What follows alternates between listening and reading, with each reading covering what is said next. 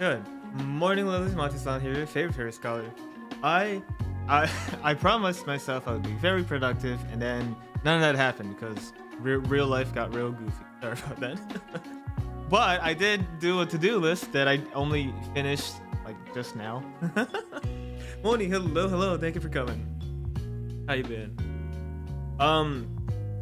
Okay, so I should mention for anyone that didn't see the previous stream, no productivity. Listen, I was up with you for a real goddamn long time. I wanted to be productive last time, but you're like, nah.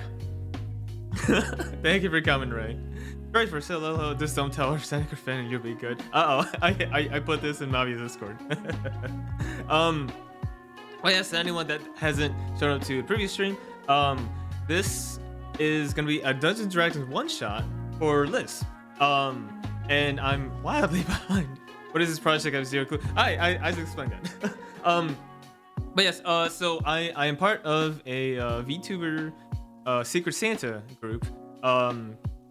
And Liz, who is in the her socials are in the pinned post, please go support her. She's going to be my recipient. The hope of this Secret Santa project is everyone sends their recipient something that they made, and pretty much the only thing I can do is talk stupid shit and write. Liz likes Dungeons and Dragons, so I figured I'll just write a Dungeons and Dragons one shot. It's a little rough right now, and I have like I'm running out of time. I have like maybe 5 days. But I was gonna send it over to her, and I was gonna offer to DM it. I very much, this is probably just gonna be a first draft because there's no way I can send.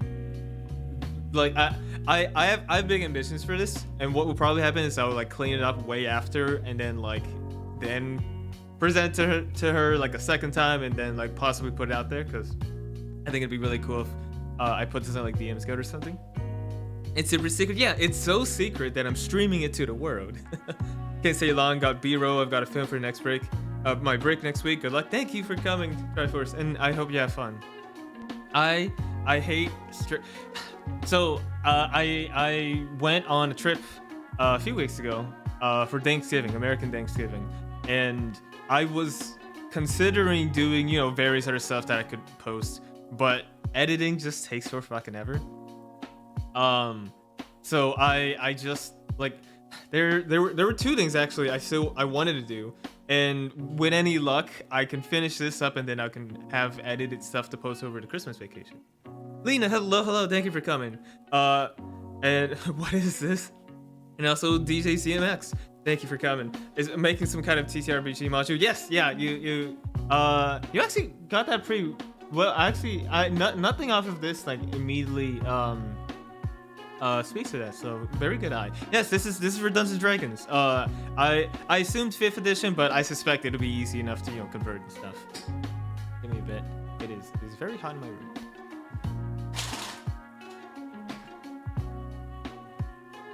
I have I went to Mitsuwa earlier today, Japanese convenience, not more of a convenience store, more supermarket. Oh Christ, now it's cold outside. God damn it, this is terrible. But I have some royal milk tea that is absolutely delicious. But for the past 3 days, I've had literally nothing but tea, various forms of tea, which is probably really fucking bad for me. That's cool. Yeah. I was super excited. So, my main inspiration was the one-shot Wolves of Welton, which.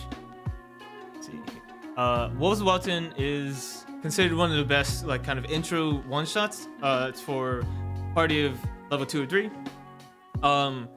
The core of the one-shot is there are the wolves. There are wolves. And they're while they're the force you have to fight against, they're not strictly evil. So like the ending of Wolves of Welton is the players have the chance to figure out how do you want to end it. Do we want to try like make peace, have like the villagers and the wolves like make peace? Do we want to like send one of them away? Do we want to eradicate one of them? And so the players get to feel like they had like whatever ending they come up with, it felt like it was theirs and they feel really happy about it. So I wanted to capture that that feeling in a one shot because I think it's really cool. I'm really tired, so I don't think it's hard to understand, but I'm 51% sure I understand. I am very much the same anytime I'm tired. Wait, I can't time zones. You're I can't time zones. It's 4 a.m. there? Right? Yeah, 4 a.m. Goddamn. Thank you for coming. Despite your being wildly out of your time zone. So the vast majority of this stream, I was just being muttering to myself, so no one will understand, so you don't have to worry. I have done so when I write anything, I give myself a lot of like a lot of background stuff, and then I will kind of work off of that. Like last stream, there are 3 main NPCs that I wanted to have, and I just kind of spent some time fleshing them out, what they look like, how they think, because ideally I want to pass this on to the dungeon master of like, if you want to play Hawkwing, like she's an asshole, she's an elitist, she's selfish, but she won't like directly harm anyone. And then for me, like knowing the characters makes it easier for me to write them, because then I can just kind of pretend to beat them. 5 a.m. Go to sleep. Oh, Mona, there's first off, in case you haven't noticed, I will be playing Fortnite tomorrow. That'll be really fucking fun. And then there's also another stream that I have not announced next Tuesday that has I'm very happy. It was a stream I'd promised to do for a while, but I kept kind of putting it off. So I think that'll be really neat. I actually just finished the thumbnail for it just a few minutes ago. Okay, I have a very rough to-do list. Characters are good. Somewhere in there. Oh shoot! I just realized, because I put together a tentative. Okay, we might have to move it.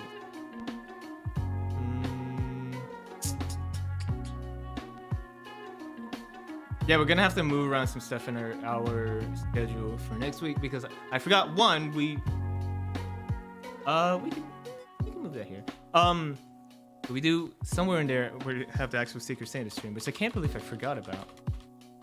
Secret Santa stream. That will be next Thursday at probably 8 p.m. UC. So right around now. We also really need one last stream to work on this final. Like, where am I typing that?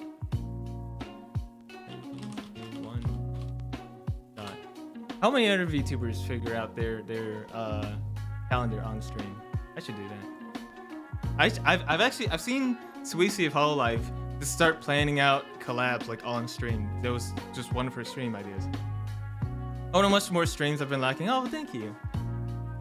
I mean, to be fair, I've been behind on streams as well. I both watching them and then doing them. I think it's really only the past few weeks of like I felt like I can start streaming again, because after I moved to Western America, it was a big enough change. I very much feel like coming back to streaming has been like a car crash victim learning how to walk again. It's just hard, and I know a few other friends that are like coming out of big hiatus. Like it's really hard, because you're almost kind of used to not streaming anymore. Okay, I came up with this on the spot last stream. So this whole section of story is ideally like the DMs just reads it, and then from that, and then for on another revision, I'll literally put in like the words that the DM can use to explain some of this and give good information. Maybe I should have had another one shot like as an example. You want no. So you know how when people are in car crashes and like the time it takes for them to get better and recover, I feel like that with streaming because before I didn't have a job, and now that I've moved to a new place, I now have a job. That was a big enough change to my life that I feel like I feel like I have to almost recover getting back into streaming because it's just taking me so long. Sorry for the scare. But yeah, so this whole section is just like how the story will play out. Each scene laid out, and then I do want to do more of this stuff of like, hey, like here's various things, because I almost certainly I want to make the world interesting enough that the players want to interact with it, and then I want to reward them with like, hey, if they poke around in the right spots, then they can learn more stuff. Let's see here. We stopped here, I believe. I forget if I finished this. Walking to Monkey. I should probably like flesh this out a little bit more, but I think I remember telling myself I actually wanted this very short. Thank you for the support, Monty. Core Stone. Yeah, Core Stone gives adventurers a rundown on smokers, and then they're I guess mortal enemy. Then invading in Borderlands Generations. I'm a lark, you should be protected. I would try. Part of me does wonder if these streams are even interesting. They get a little bit just for the novelty, I think. But as far as content, I'm just gonna mutter to myself, And I actually mentioned this earlier, or in an earlier stream. It's actually really hard to write and think and also narrate yourself at the same time. I don't know how people do it. And to think I wanted to do writing streams at one point.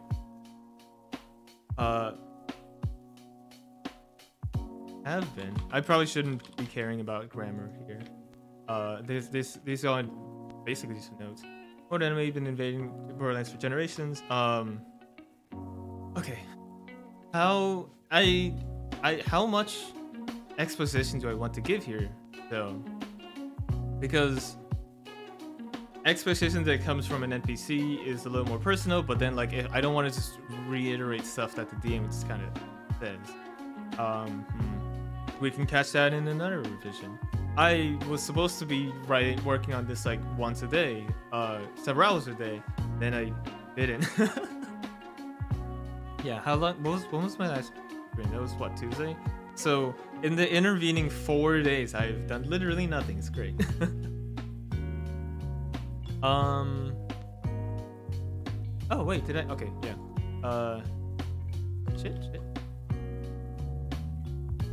Invading Borderlands for generations. Let's see. There was a raid recently.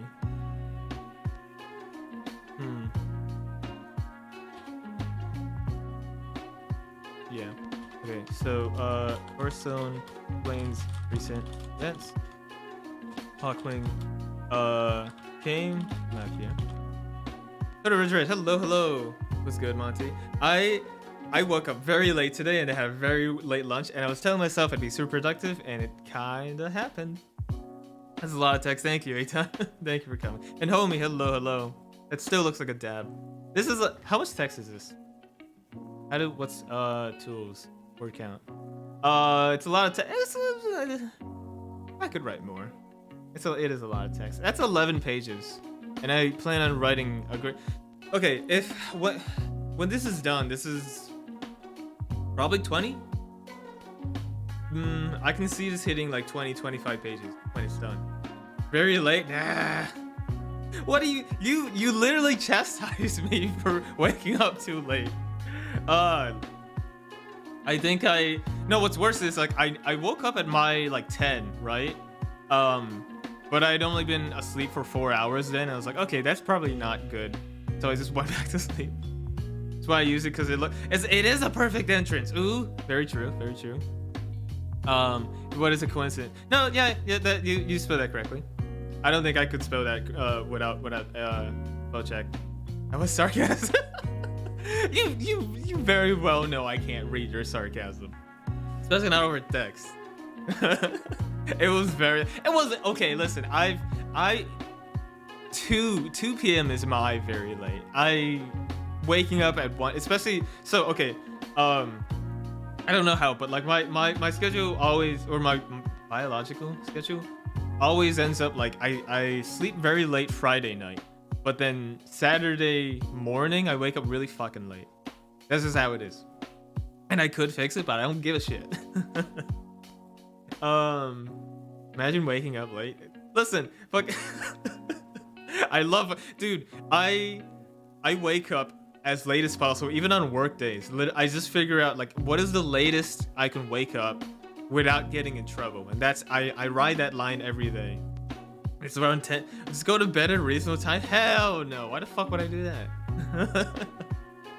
I want to be on the internet all the goddamn time, and I hate looking at the sun. Sure, but imagine not waking up late. Ugh, disgusting.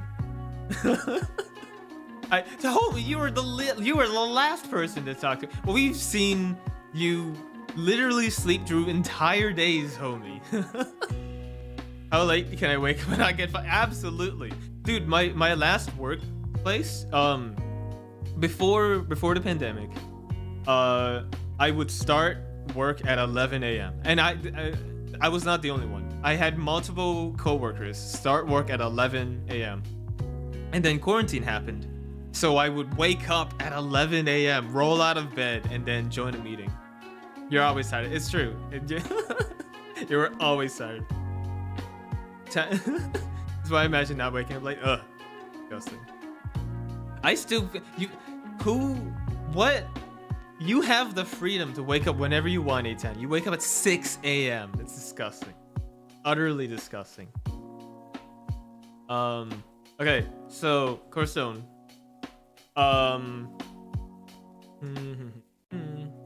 Koso's outfit.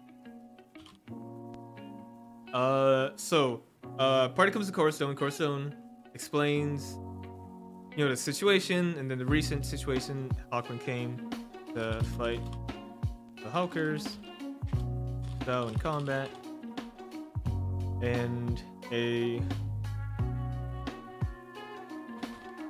says that was rescued. Shortly after, Hulkers raided Valkyrie and became bigger, stronger.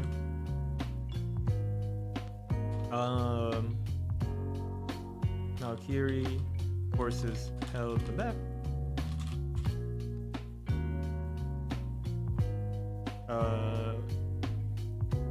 But people were wounded. The soldiers are currently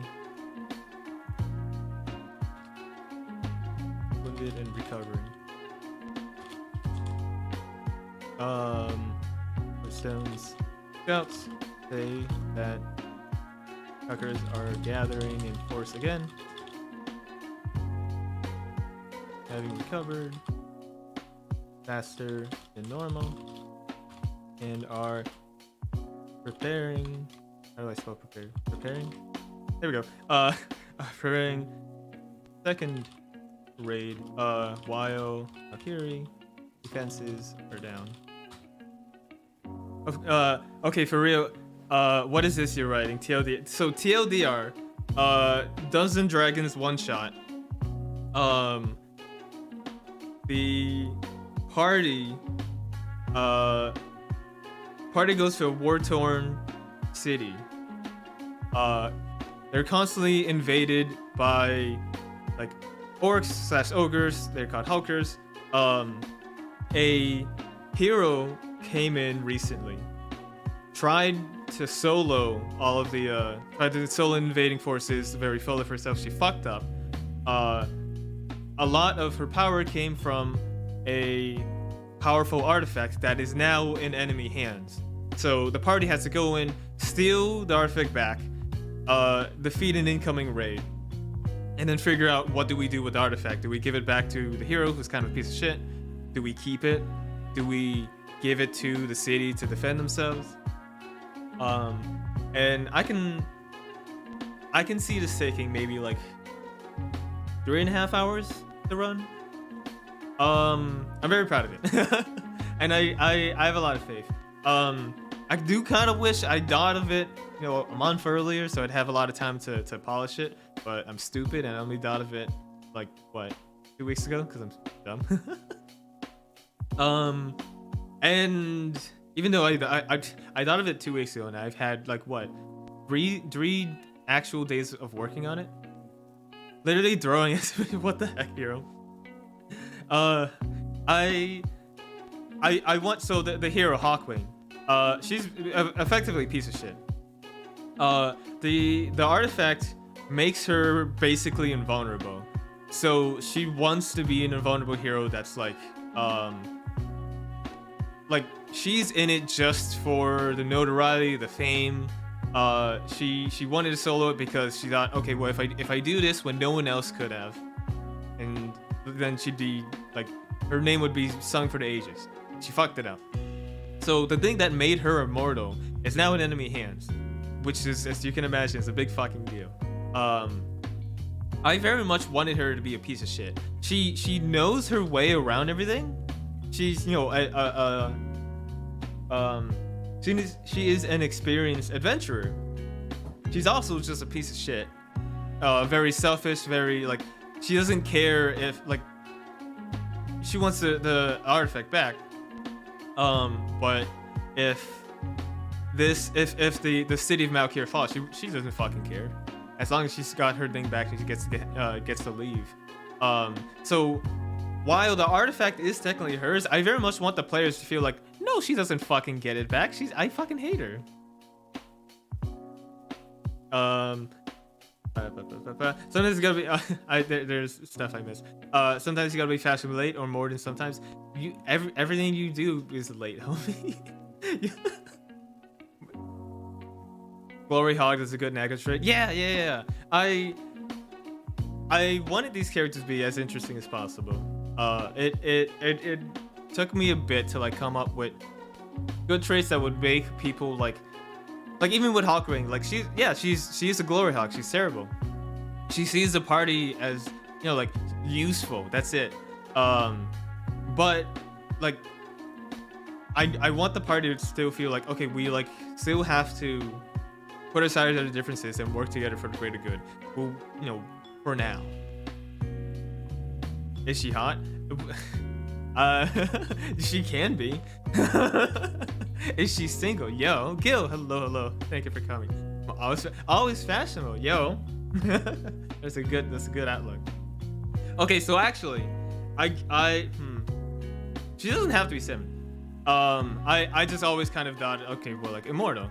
But I reached out to someone to see if I could get I wanted to commission art because I thought it'd be really cool. What? You don't know any hot 70-year-olds?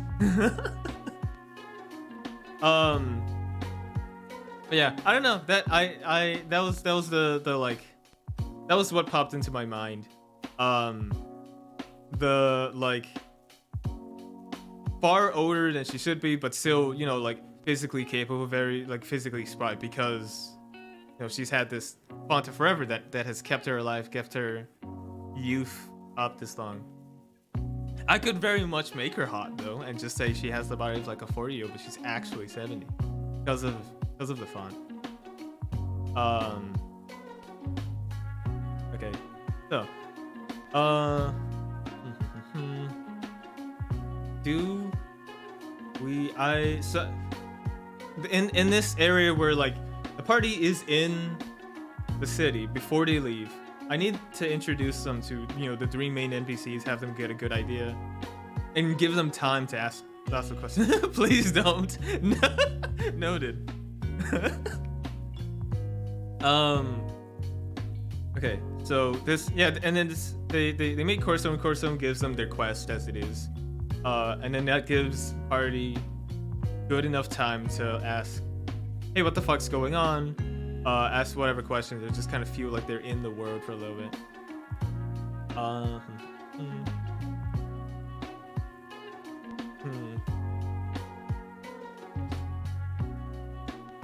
Visit the Margrave, the infirmary for more information. Now does Corstone know about the font?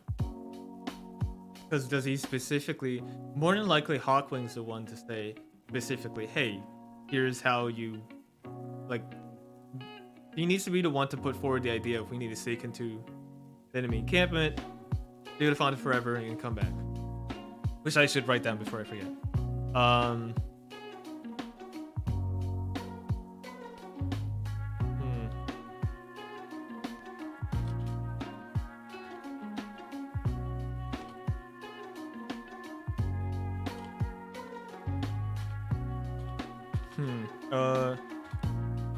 Seeing that the party looks capable. Ask them to get the best way to things forever. There we go. It's the artifact that kept her powerful for decades. Now in enemy hands.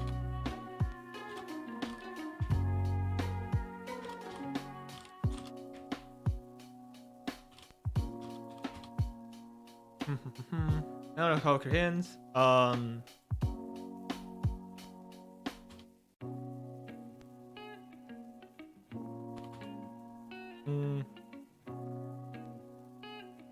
He needs to she needs to convince the party that it's the smartest thing to sneak into the encampment and then steal it back. And there's a little bit of like understanding here because the party could conceivably be like, I don't want to do this, but it's a one shot. You have only, you know, a few hours to go through the story. So if you just don't do the mission, then there's no story, and everyone has to like, all right, we'll do it. We'll buy it.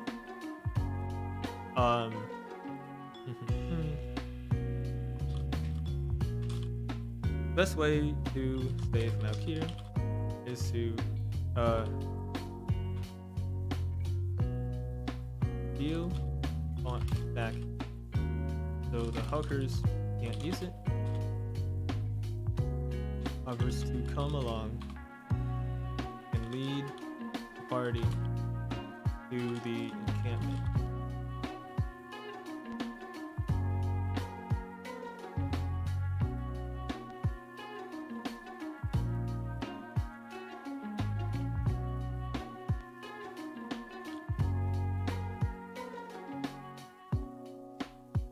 Yeah, we'll lead.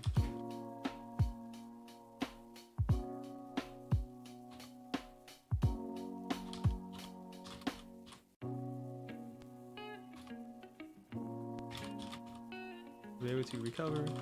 Fine.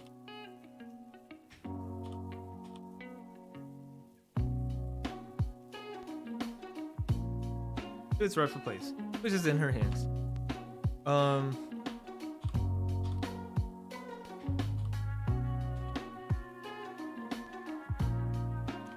Margaret rejects. What is?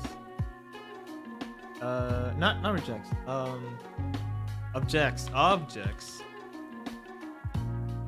I was literally thinking of the Phoenix Wright objection, but I couldn't, like, I could remember the sounds of that, of, you know, the whole objection scene. I just didn't, like, the word didn't come into my mind. Saying that Margrave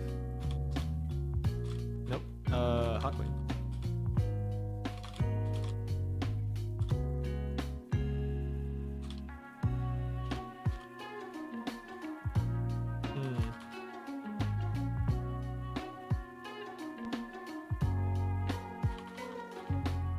Basic clear. P. If Hawk Wing goes to fight. Only objection. I should have a soundboard to have lots of stuff. Hawk Wing goes to fight should only be midway. Hawk Wing assures her that he's fine.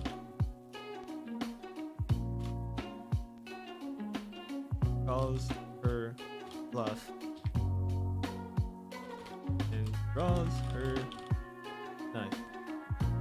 He says to strike Hawkwing, and if Hawkwing can block,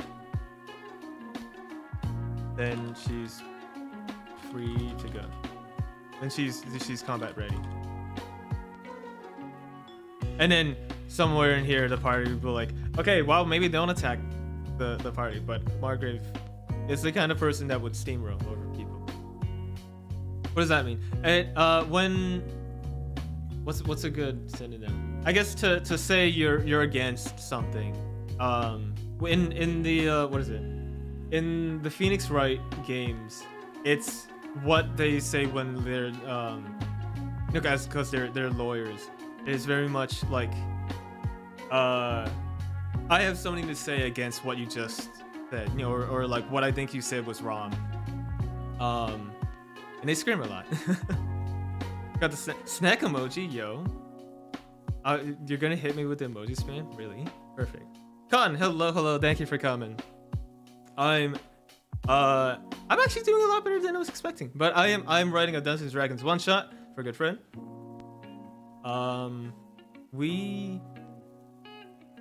I wonder if we'll be able to finish it today. I mean, ideally I finish off the story, and ideally I go work on like revisions, or balancing probably.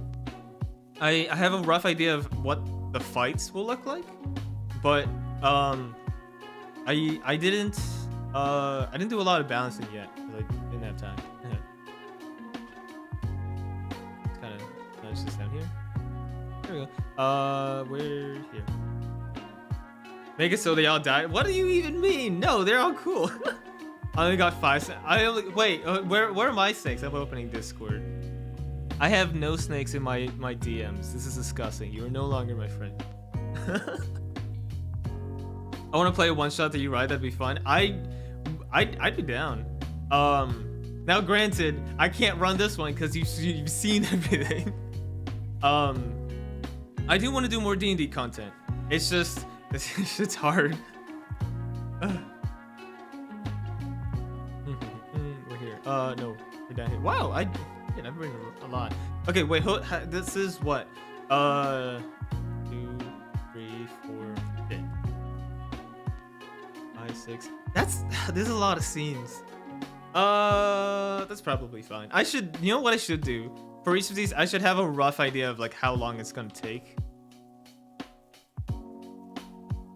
This is just a text dump, which probably should go down.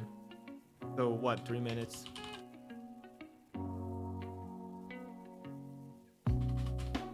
Oh boy. And even then, ideally I literally just like say all of this out and time myself because it always takes a little longer. This is a fair amount of talking, and I can see it's taking a bit. This might take to like 4 or 5 hours, which will be fine. I think I have enough faith in it. I was gonna say it's a well-written thing, but I'm in the process of writing it. D&D is fun. I used to DM a lot, so I barely played. Yo, I very much wanna play. I'll DM for you. I wanna play D&D one day. I know a lot of people in the VTubing scene, both viewer and streamer, that want to play D&D, I will DM for you. Holy shit. Dungeon Maestro, yo. Seems like a lot of work on you, Monty. This is me. I put way the fuck too much work on my plate. They're all projects I believe in. I have like, so I hold on. Let's see here. What the fuck is it called? There's a specific thing that like lets you make one shot. I just forget what it's called. Not DM Guild. One shot editor, I guess. One shot editor. What? Goddamn. D&D. One shot editor. Hasoon. What the hell? Please. D&D PDF editor. PDF editor. No, I want like a rulebook editor. This is silly. I had two Adventures League files. Natural Kit, Homebrewery. There we go. And then something else. Okay, now if I plug this in, will I dox myself? Probably not. Okay, so what I want. Okay, that's great. And I like kind of nudge this over there. What I want is something over here. Because you can make a custom. Let's put my wings out. You can make custom PDFs, and they just look beautiful. It's a lot of work, but like, could you imagine all of this text here looking as beautiful as this? I did this once with another project. I did like an intro to a campaign I was running, and I made it really fucking pretty, and it took me like a week. And as you can see with all of this text here, it's a fucking headache. But it'll be really cool. And Evans, again, you're probably also a bot. Thank you for that. I will be removing that. Let's see. Dungeon Master for auto part campaigns. No, it's Dungeon Master. There's a lot of words. God, my brain already hurts. I like writing words. Yes, yeah, it absolutely looks beautiful. Used to make custom design sheets, yo. Made him an Adobe InDesign. Okay, so this is actually the second time I've heard about InDesign. Would you recommend it? Because I've heard some people say it was really good for like making schedules, stream schedules. So I've been considering it, which actually I should put that on my to-do list.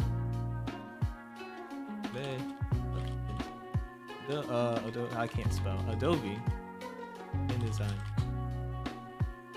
Additionally, is this a mark of me being a real streamer that I'm getting spam bots? Yo. Yeah, Adobe. Yeah, it's bleh. I mean, that's a lot of why I use like Krita and like DaVinci Resolve. Do you have any alternatives? Because right now I make all of my schedules in Krita, which is okay, but that's meant for like editing manga and not, graphic design. I would very much like some graphic design tools. But also I'm stupid, so I haven't been looking for this stuff.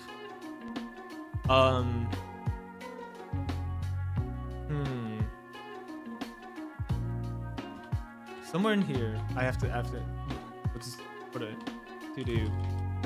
Figure out transition. I'm actually really bad with transitions. I'm like hideously bad with both writing novels and then like with DMing. Just hey, they're in the office, now in the infirmary. How the fuck do they get from one place to the other? I'll figure it out later. Would recommend Affinity Designer because one-time payment is better. It's open MS Paint. Wait, I think they no longer do MS Paint, right? I think a few years ago they like literally just stopped supporting it or something like that. That might have. Is that still around? Yeah. Oh no, wait, yeah, and the most stable release was October.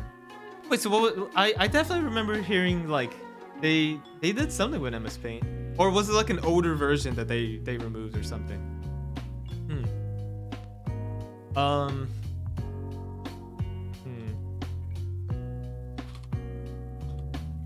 I should also put a describe scene up here, which also, again, we hit what a to do, do later, because I don't wanna. Scribe scene. Scribe sees. You do.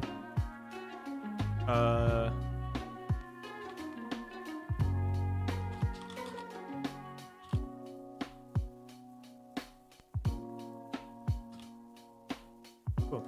And that shit. That. Wait, I didn't actually. Damn it. And that. I don't know. Don't use MS Paint. People got mad when they killed it off. Wait, so did they just bring it back because of it? I'm about to make my VTuber mod in MS Paint. Yo, wait, I've actually I don't remember their name, but there was someone that ended up just doing that because, you know, they didn't have the money or skill, but they just wanted to stream, so they literally just made this kind of like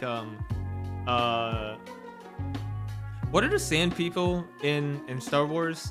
The hooded people in the Phantom Menace. They just kind of made something that looked very much like that, with like the hood and then darkness in the hood and just eyes kind of like glowing out. They just did the whole like thing. And there's a certain charm to it, right? Like just being like an embodiment of scuff. Rather splash $2,000. Jawas, yeah.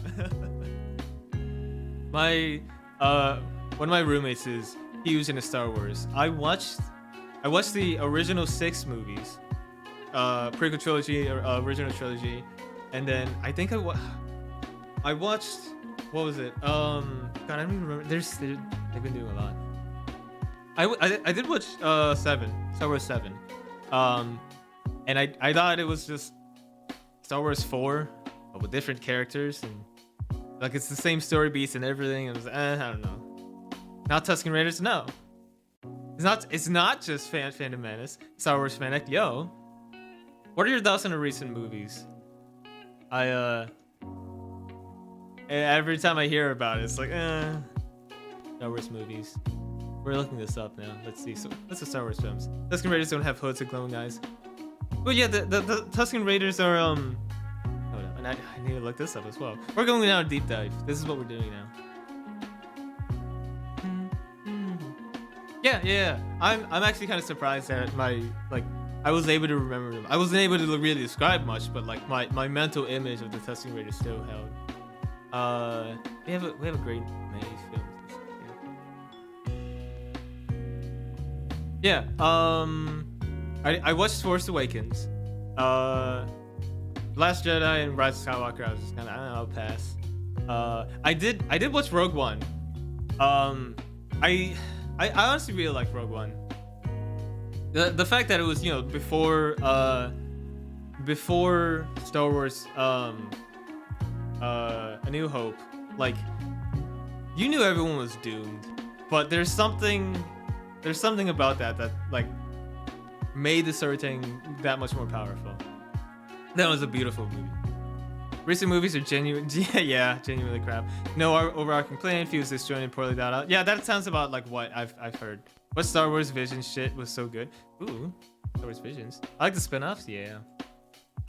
My I have a friend that comes over every so often, literally just to steal our Netflix, and all we do is watch Star Wars Clone Wars, which, to be fair, really fucking good. Star Wars Visions is an anime anthology series. I didn't know. Oh, I was like, I didn't know Star Wars had a fucking anime. It's Disney Plus. No goddamn one. No one. Does anyone even use Disney Plus? Like, what would drive people to it? I say that, but I have a friend that works at Disney Plus. He seems to like it. Or he seems to like working at it. They won't give him a subscription, so he hasn't watched anything. Vision's the love that I do. Ooh.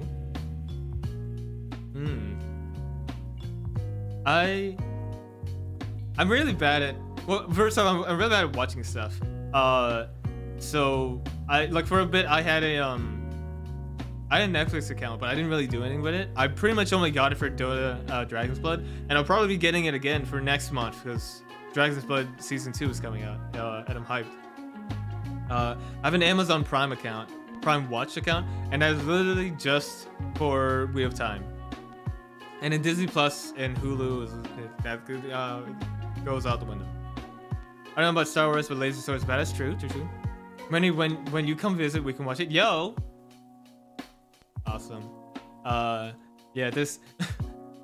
Pretty much every time I do a trip now, like that's the core of the trip. Just we're binging shit. You're coming to visit? Yo, bet. Hurry up. Somewhere in January. Get those flights. I've lost my train of thought with where I was on writing. So before we get back into it, I'm gonna drink more of my royal milk tea.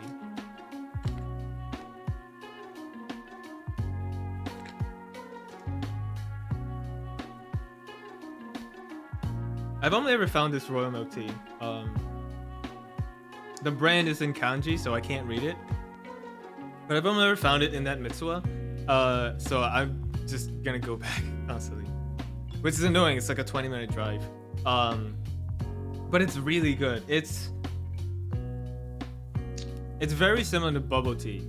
I couldn't really like pin down what flavor. One of the less like bombastic ones like Thai. But like it's not. With most boba, it's really fucking sweet, so it kind of ruins it. But this is perfect. Okay. Somewhere in here, the party enters the infirmary. Hawkwind gives further exposition, like, hey, it's my artifact. It's now their artifact. Let's go steal it back. Margaret says, fuck no.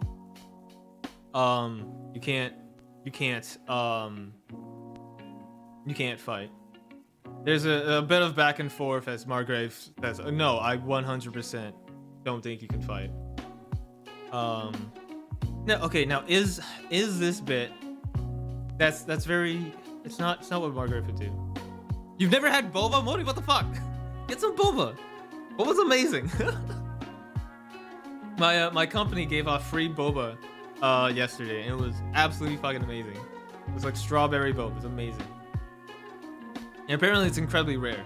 One of my team lead had been working at my job for 5 years now, and this was only the second time they've ever given out boba.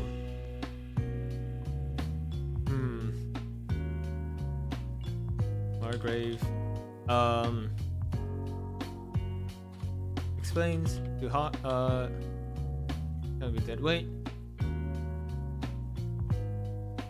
We probably don't even need the back and forth.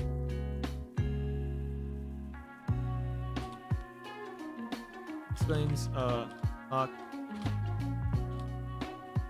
means there's injuries and how she seems to have only recently how she has only recently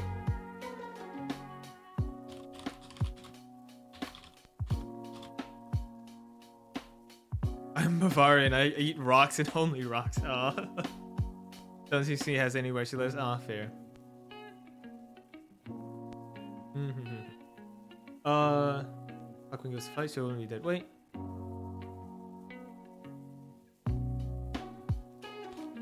Hawkwind.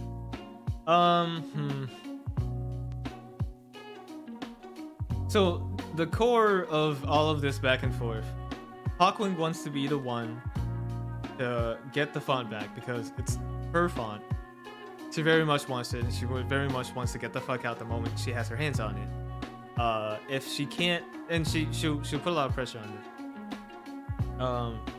it. Is on retrieving the he argues that he should be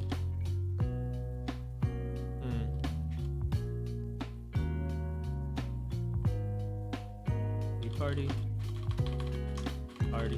as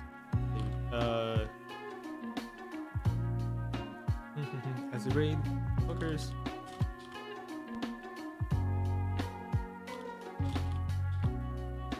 Eventually admits that she wouldn't be too helpful. Or, yeah.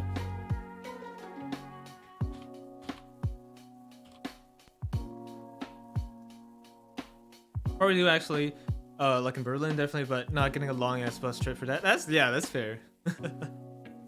Yeah, it's everywhere where I live. Like back where I used to live over in Boston, northeast America. There were a few boba places. I wouldn't have to drive super far to get any.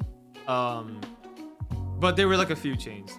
Where I live now, they're fucking everywhere. They all seem like chains, but they're also like there's like 50 competing chains, boba chains here. It is absolutely insane. And they keep popping up because they always do it like, hey, we just opened, you know, like everything's like 20% off, and like you can win some prizes if you're like our 100th customer. But like they're everywhere. It's like how mattress places are permanently always about to close, so everything's like 50% off.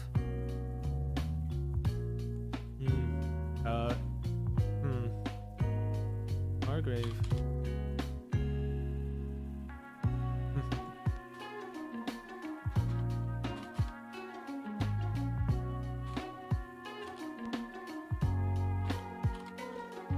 Chains, I didn't know it was that popular. Yo, oh yeah, it's everywhere. So the biggest chain that I used to know in back in Boston was Kung Fu Tea, but over here they're fucking everywhere, absolutely everywhere.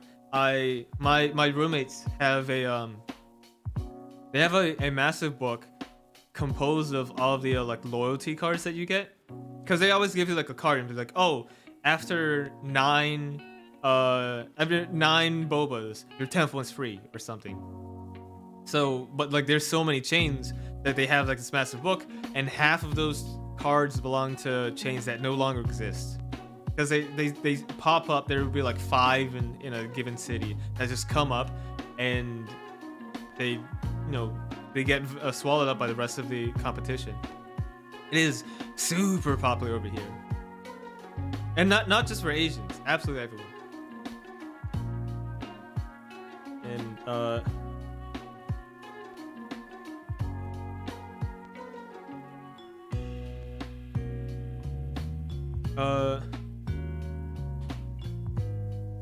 the party is trusted party.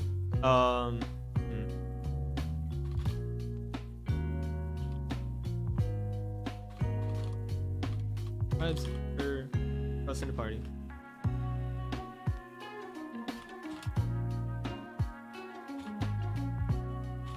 Party.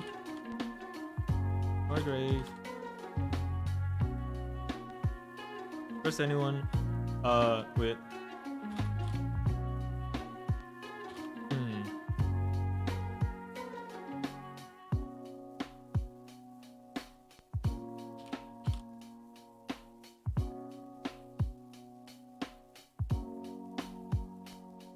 background in healing, or with a background in healing, clerics, any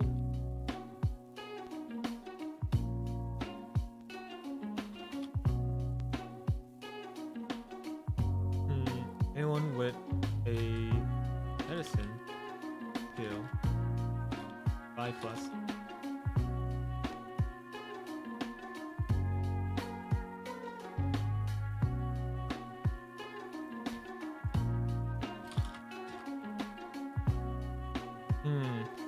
For anyone that has been that has suggested diplomacy, the hookers.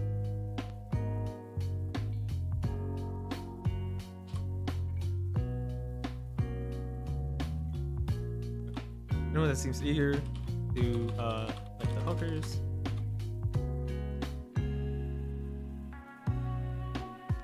Margrave will distrust.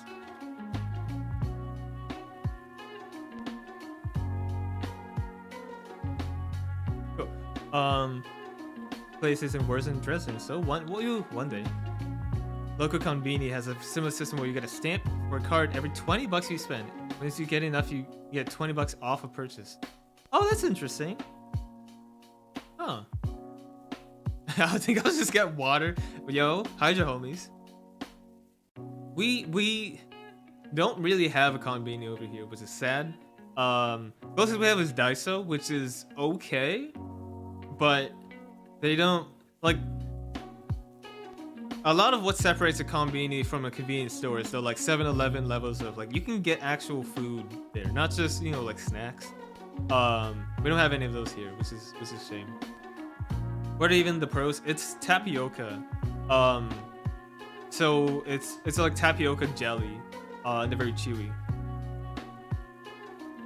Daiso, yeah. Dude, Daisos are everywhere here. Daisos and Miniso.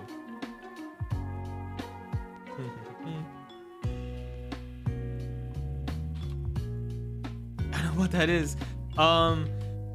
I didn't really know what tapioca was until boba. So what is yeah, I mean jelly. That's literally just $1 store. Yeah, but but that is the closest we have to a konbini. But that's to say how far we are from having actual konbinis, Isn't tapioca like old people food? So yes. I actually have only ever really heard of tapioca as old people food, except for boba.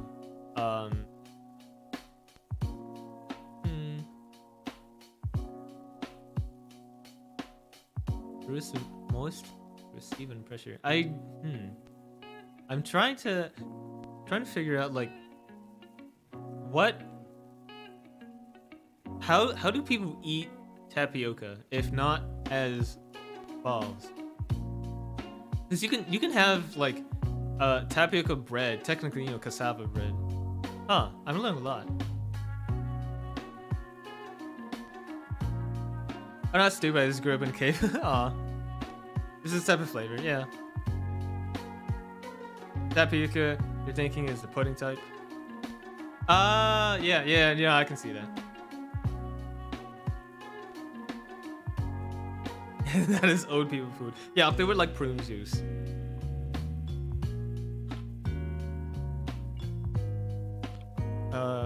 Explains to the party that Hawkwing is bullshit.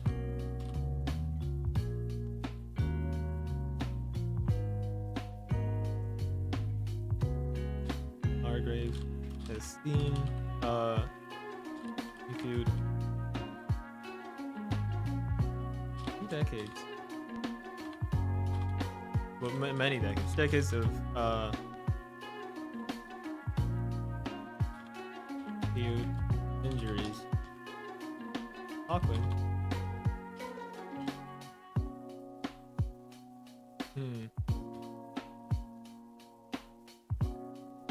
Awkward is No, I don't think this not too important. It's just the read of like, hey, like Hawkwing is wildly untrustworthy.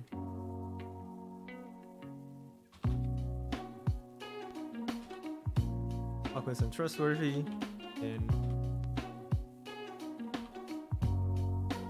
has been worried about the font ever since he got back from he woke up from a coma. Weeb. We're anime people. We're as weeby as you can get. Dude, it's so bad. Like I became an anime person before I became a weeb. All of my music is from Hololive or like Bang Dream. Which, by the way, I did I maybe a little bit more expensive than I would like, but I think I found a way that I can start streaming Pandoria again. I did get a like basically my current phone can't output HDMI, so I can't like a capture card can't capture it. But I did find someone that's selling a phone that can output HDMI for kind of cheap as far as phones go. So I put an order in for that. Kind of wish I didn't have to spend all this money, but you know. I'm I'm on Twitter. I don't move. I'm made out of marble. Oh.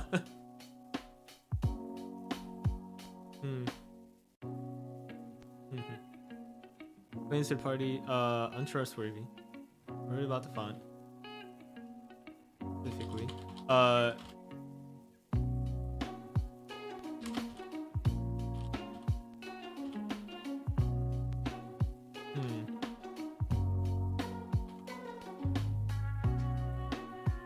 Okay.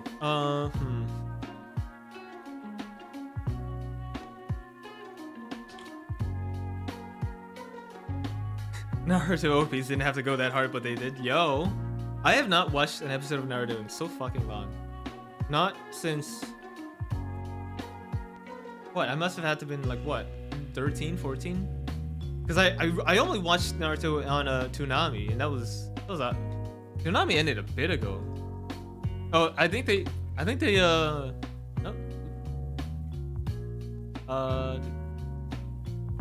Oh, is and not was. Okay.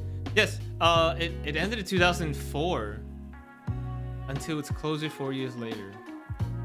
And then yes, okay. Yeah, so it ended in 2008 and then they and it came back on 2012. Interesting. Which primarily aired anime. Yeah. What is Naruto? What is an OP? Don't you fucking give me that shit. Lead party to the camp, but won't partake in the fighting.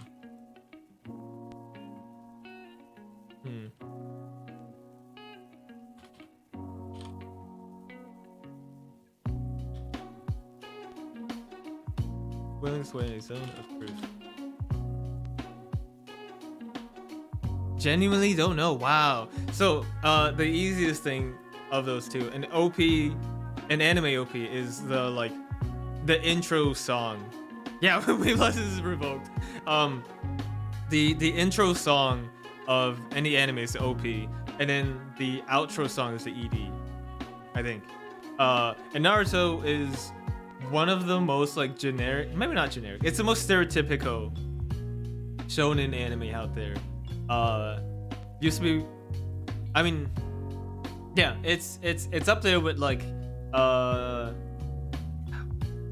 Inuyasha and One Piece of this is the anime for boys that everyone knows, or you know, rather was they were the biggest of their I say of their time, but they're still kind of going on, aren't they?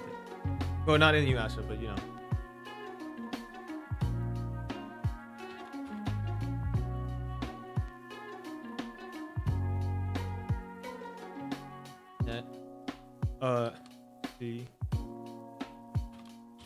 It's very important. This is very important to Malkir that the font is removed from the Hulkers and that she is the party's best chance to sneak in there.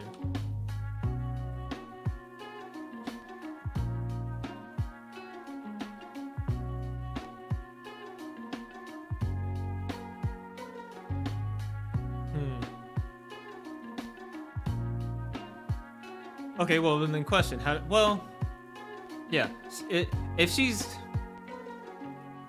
Hawkwing's whole thing is, I know where they're keeping the font, I can lead you there, but she also just came out of coma, so how the fuck does she know? This is where she can toss in more magic, I suppose. She is a ranger 5e2. I believe rangers get animal messenger. Ranger animal. You do get animal messenger. Knows where the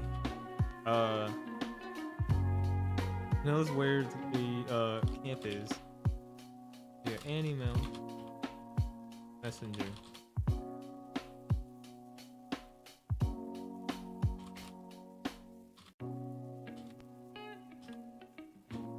she would try her hardest to follow, be with the party, and lead them there herself, but is willing to give them direction. No, hello. So I'm part of a VTuber Secret Santa group. We all, like, ideally we make our gifts ourselves that we give to our recipient. The only thing I can make really is D&D. The only thing I can make is writing. Like, that's my only, like, creative skill I have. So I figured I like D&D. My recipient Liz also likes D&D. I'll just write a D&D one shot and send it to her. What's your first anime, Monty? On this? Oh, so first off, I don't watch anime. Same, honestly. I didn't really watch. I wasn't a weeb until VTuber. And even then, I don't really watch anime. Or do much Japanese stuff. I just started watching VTubers. I'd say that's weird, but that's what happened to me. Like, I wasn't really a weeb. I just started watching VTubers. I have many friends that were like, I didn't care about anime. I didn't care about VTubers. I didn't care about anything. But like, suddenly just I saw some indie, or I could be in anime, and then like that's how they got in. It's a banker gift. Thank you. What was my okay? So my very first anime.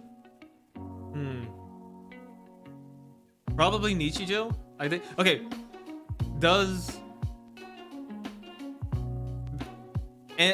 Naruto was my very first anime. That was from Toonami.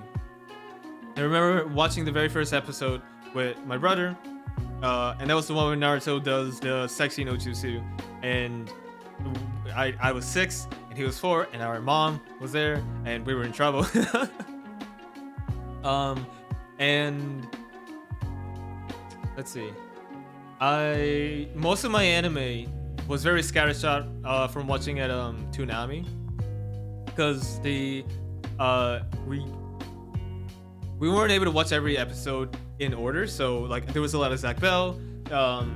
What else was the? Let's see. What else did Toonami have?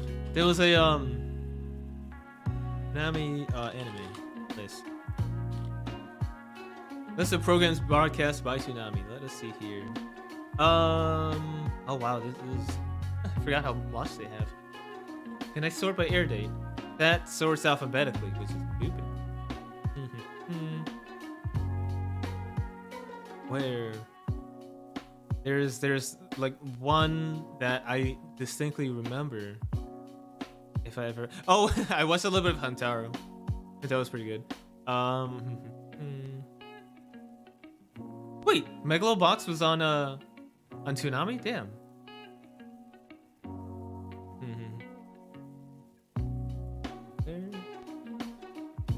They have 7. Wow, damn.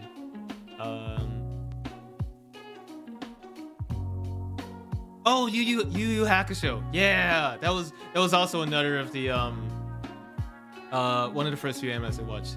But that was kind of like before I knew they were anime. And then yeah, Nichijou was like the first one. Yeah, Dragon Ball. Does the Kirby anime count? Or is that more a cartoon? And there was a 5 episode like Mega Man one, also Toonami. And as for first VTuber that I started following. Okay, so are we counting like corporates? So first corporate one that I started following was Cali, because of the kazoo clip. Yes, yeah, right back at you, Kirby. Yeah. Cali was the first one I started following. That spread out to all of EN, but even then, like, I had already gravitated to Cali, Ina, and Ami, and that's been how it has been for so long. Yeah. First indie. I mean, honestly, I knew of like Artemis because at some point I wanted to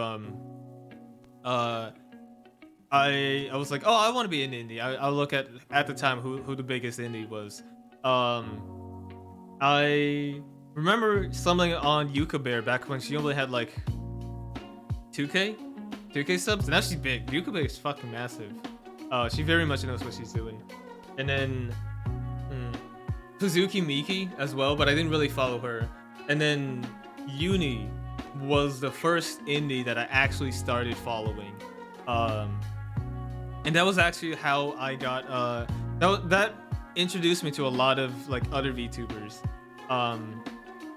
6 a.m. I go sleep. Good night, goodbye. Yeah, light 6 a.m. Thanks for coming. Actually, never asked how the hell you decided to contact me for an interview. Ooh, okay. So we're going to the story time now. So I've been friends with Kimmy for 11 years. It's been a hot minute. I've been friends with Kimmy for a real fucking long time. She wanted to be a VTuber only because I was a VTuber. She literally, like, she had same thing I did. She wanted to stream, but she was very uncomfortable with being on camera. But just she saw me be a VTuber and she was like, "What? I want to do that." Oh shit! Yeah. Good morning. Is the sun up? That's when you know you fucked up. Kimmy just wanted to stream, saw that what I like, if I can be a VTuber, that means she can too. You know that the technology is that like accessible. Like she was like, "Oh shit, I want to get in on this."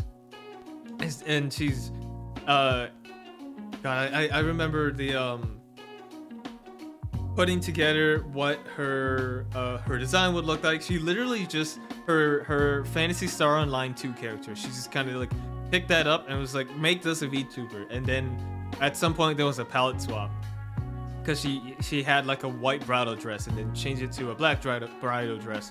And she was like, oh, I also want a scythe. And I was like, that you just actually look like Calliope. So she just kind of went with it. It's winter. No, it's not. Fair. But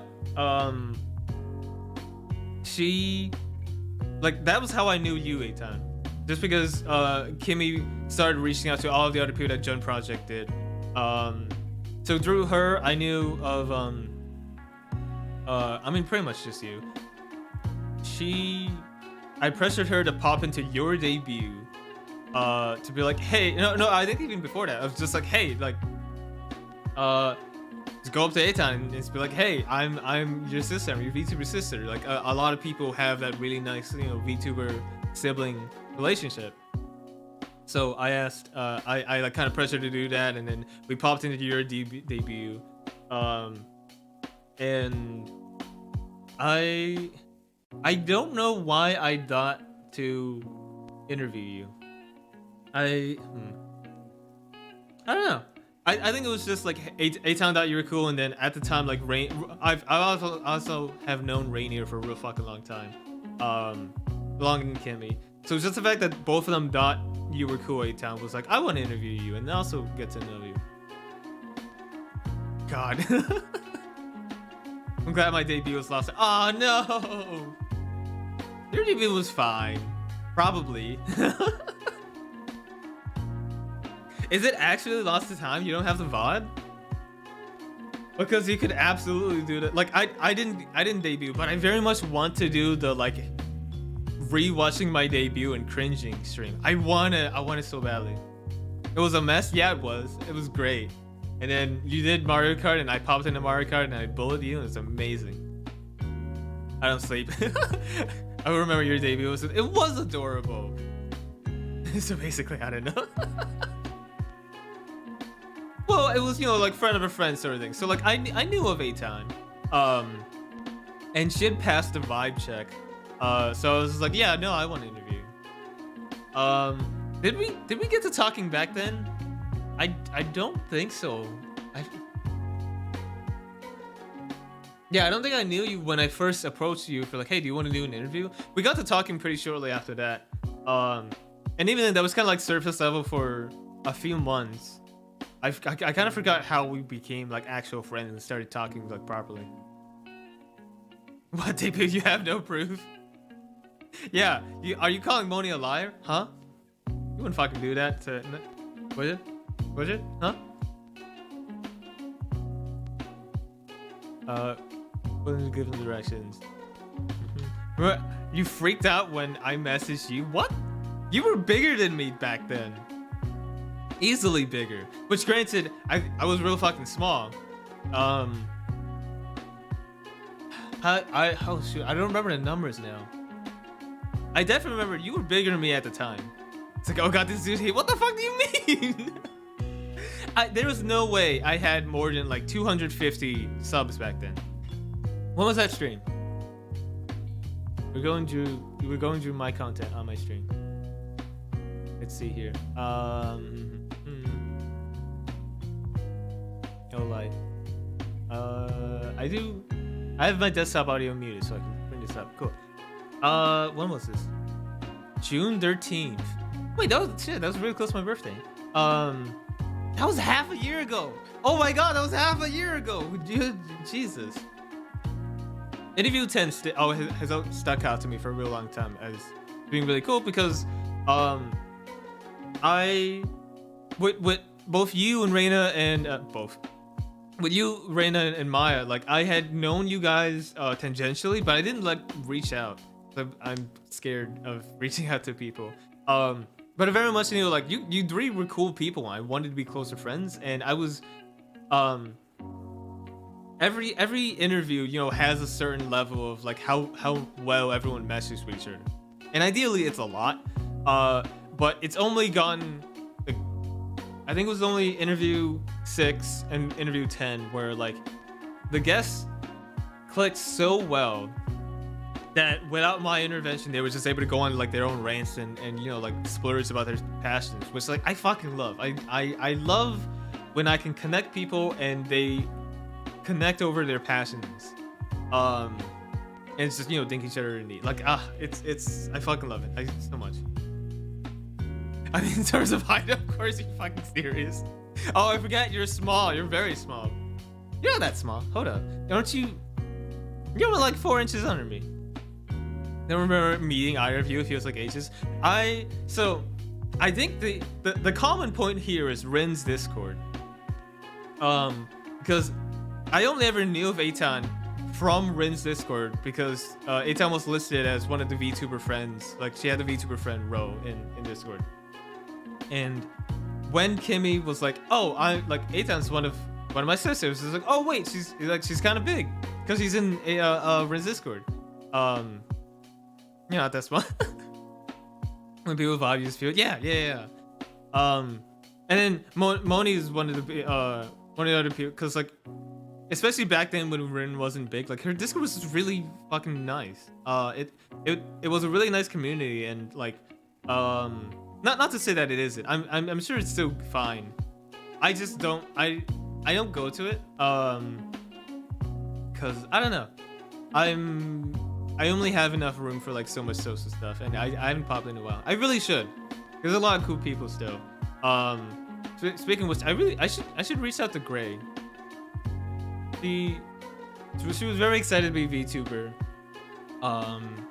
but that's been put on pause as I understand it. This is really cool. Okay, reach out to Gray. I'm really bad at reaching out to people. It was really nice, but I can't comment on that now. Yeah. Yeah, I know Rin on her alt, I believe. She made a tweet something like this. What, maybe a week ago? That like it really fucking sucks in her experience when people want to reach out and she susses out that they're really only reaching out to Rin so that they have a connection to Artemis. And yeah, that fucking sucks. Rin's really fucking cool. I wish that she streamed more, and I wish I could catch more of her streams. But like, she's incredibly chill, and I'm sad that, you know, so many people are reaching out to her, both on Discord, on Twitter and on Discord, like just to leech. You know, I want to have more kids. I'm gonna clear up my schedule to do that. Yeah, it's time intensive making kids, isn't it? Lots of repetitive motions. Rin's pretty chill. Yeah.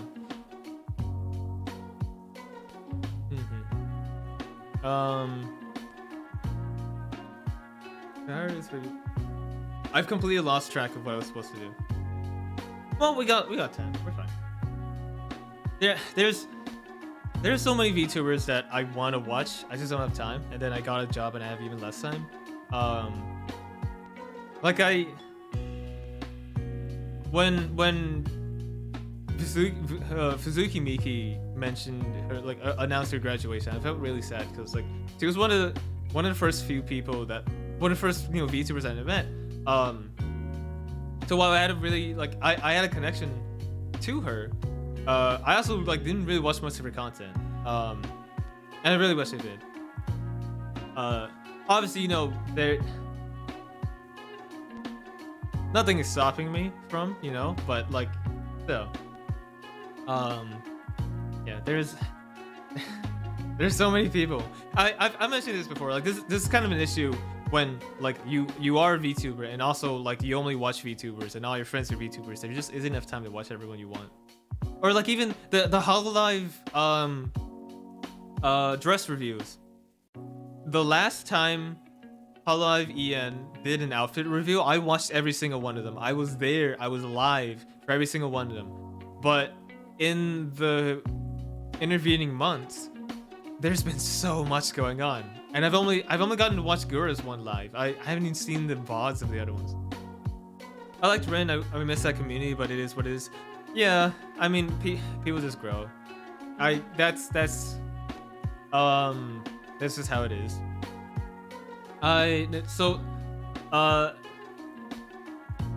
One of the things, this is a bit of a tangent. One of the things that makes Mavia special, Lacaster Mavia, that a lot of people that show up to her streams really like, is that Mavia will take the time to interact with everyone in chat. She will say hi to everyone in chat, doesn't matter how many people. Problem is, then she got big.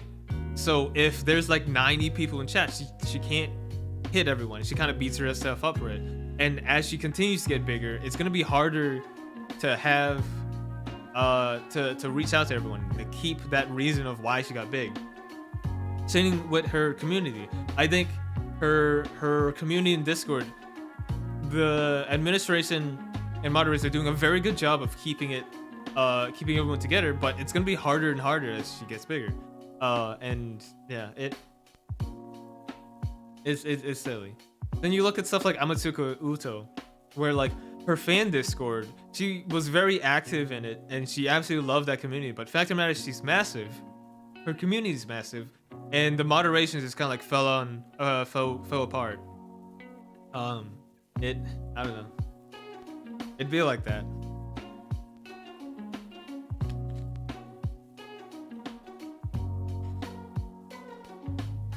Suffering some success. Yeah, absolutely. I think a lot of VTubers want to get big, right? But they don't want to get too big because of that. Like I know of some people that are happy where they are. Obviously they do want to get bigger, but they don't want to get like, I don't know, 10k big, 100k big, because then you lose that connection to your community. I can't name names, but there was a VTuber that like had a really close connection with her community. Was very active in the Discord, and they would do a lot of really cool events. But then she got too big. And now all of those cool like community events just can't happen because that's just too many people.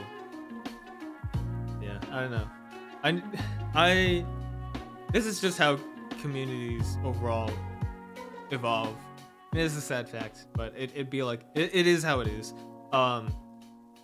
As the thing gets more popular, more and more people come, and then like the warm thing that kept everyone together kind of gets diluted. Honestly relatable, I completely lost control of my games community. Oof. That sucks. Actually, I'm in the PA Discord. I should check, how big is it? I actually don't know. I think I joined literally just to support. Used to bother me, but I finally realized I just had to let it go. It is what it is. again, suffering from success. It's I don't think it's a problem that anyone expects to have happened to them. Which part of me wants to get big so I can be a like, because no one ever told us what happens when, like, what to expect, right? Everyone has to figure it out on their own. Part of me wants to get big enough that I can be that, I don't want to say voice of like authority, but I want to be that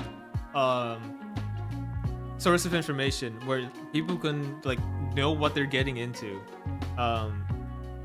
which is maybe kind of egocentric to say, very like self-centered, of like, I want to be the teacher, the patron of new people, but also like there isn't anyone really like that. At best, you have the EN VTubers Discord, which is nice, but fact of the matter is Discord is not amazing for storing information or being referenced, because just, you know, the way things are set up. If you have too much in like an announcement channel, then eventually people won't scroll up. Yeah, I don't know. But then also editing is hard because, you know, I have lots of tutorial ideas, but I haven't done any of them because it turns out it's really fucking hard. 5K sale as in like where you would want to be? I think, yeah, 5K so. Honestly, if I can get to 500 by the end of the year, that'd be a huge deal to me. But I don't, just looking at the time I have available for the rest of this month, I can't do anything special to like nudge myself to. A few things.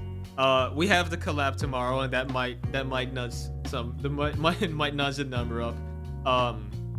Or there's what I hope to be 2 fun streams that'll be in the next few weeks.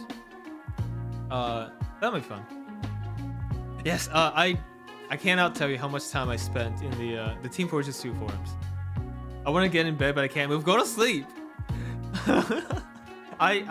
Let's I can toss this in. Well, let's see.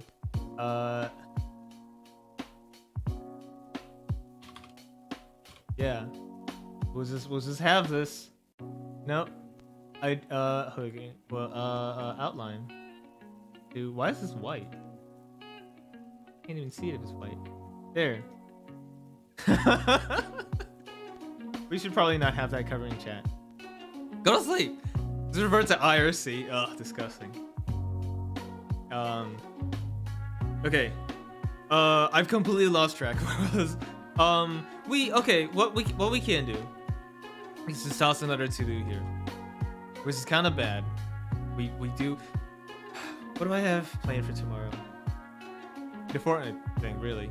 But what I should do is, you know, flesh this out, because I very much need this done. But this is a trick I have, where if you're trying to get something written, with the understanding that you will do an editing revision later, just write stuff and then have like figure it out later. I should at the very least figure out what I need to do, so I don't lose my train of thought. So when the infirmary, the whole point, like the reason we have this infirmary scene is Hawkwind gives you the exposition of,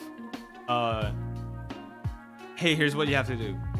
You have to go to raid the Hawker encampment. You have to get the font of Forever. You have to bring it back, and then you also get to interact with Hawkwing and Margrave.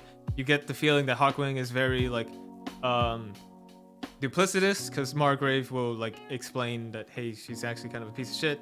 I think honestly you just kind of leave to do transition out to leaving. Okay, so fucking Huckers. Hawkwing.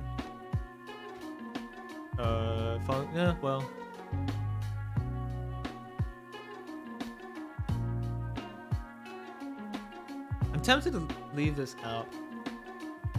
Cut to black. Yeah, I mean, honestly, I'm really bad at transition, because even like there's a lot in writing that you can just say it happens without putting out the details. And I noticed this a lot when my recent reread of Wheel of Time. I need a toilet, but I can't move. Is that like a you don't want to move, or like your legs are dead? Go pee. And or shit. So what if like, for example, one thing I'm seeing in novels, if dialogue isn't important, just say that, like, yeah, they swear, or like they tell something this. You don't have to write out the actual words that people say, you know? Just describe that, like it happens, and you can abstract it later. But yeah, probably just the black XC. Leads the party.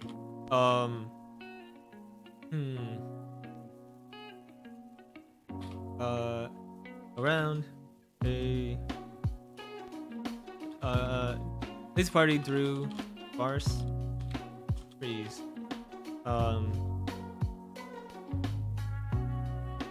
So what is the this is probably the part this and the retreat are the least fleshed out in my mind, because we're leading to the actual outpost and then the fight, but I need to keep this part interesting.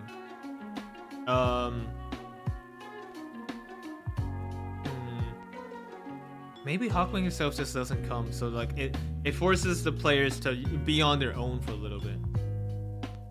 Almost 7 a.m. I really go now. Good morning. Thanks for stream. Good night, Moni. Thank you so much for coming. Thank you for hanging out. I need to reach out to you as well. I'm really fucking bad at DMs. There is a reason my interview series is with many people. I'm like egregiously bad one-on-one. It's bad.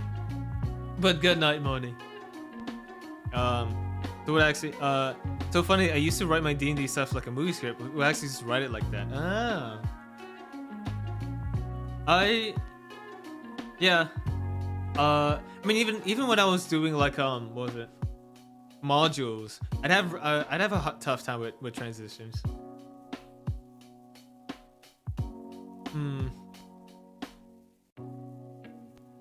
Yeah, I think I actually have to rewrite this where like Hawkwing herself won't be coming. So that the party will be on their own. And then you have the basic like survival check to like follow footprints and then like not like make it too obvious yourself. There could be an interesting thing where like there could be traps that you don't notice, but then like so they fight to the outpost and then they run back, so it's the same area, and then depending on how well they did, like if they disarmed our traps, then like running back you're totally fine. You might even have the chance to like rearm the traps, which actually that sounds fun enough that I'm gonna do that. Yeah. Hawkwing instead gives directions to the camp, explaining that the area is trapped, and she points out what traps she can. And then we still also have a to-do, like what exactly does she say?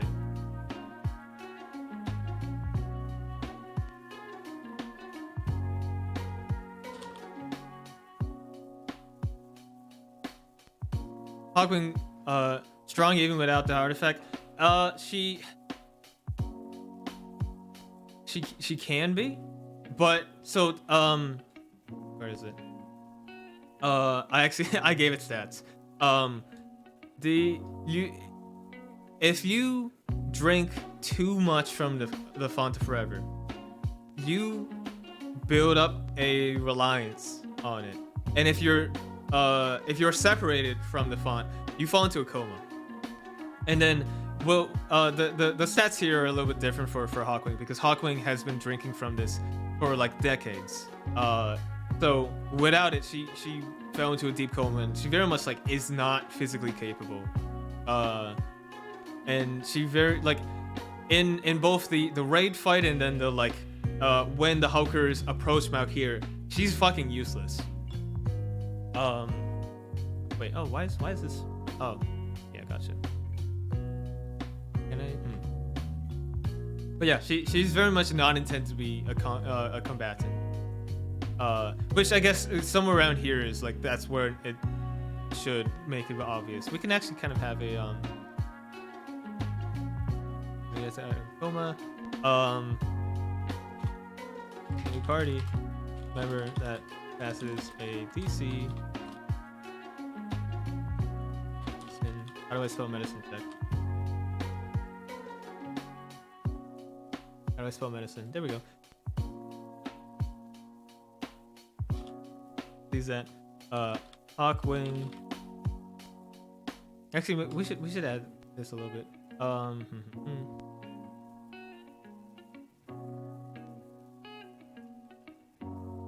Yep.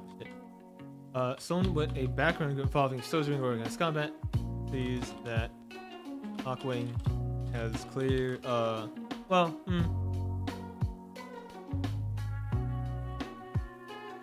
Hawkwing's not. She's a lone wolf, and not necessarily like organized.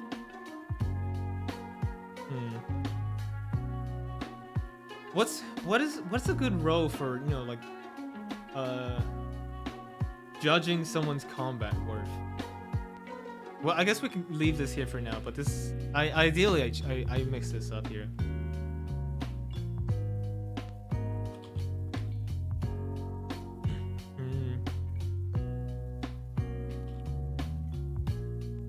Currently, I wanted to say self-reliant, but that's not quite it. Self-sufficient.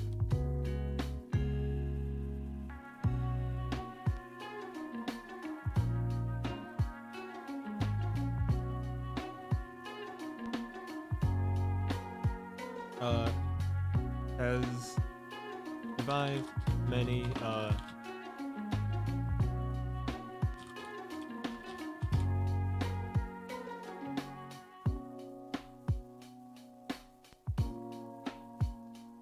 yeah. Any party member that passes a medicine check sees that Hawkwing's actually we should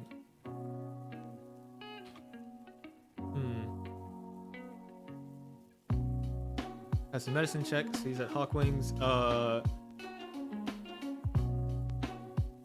despite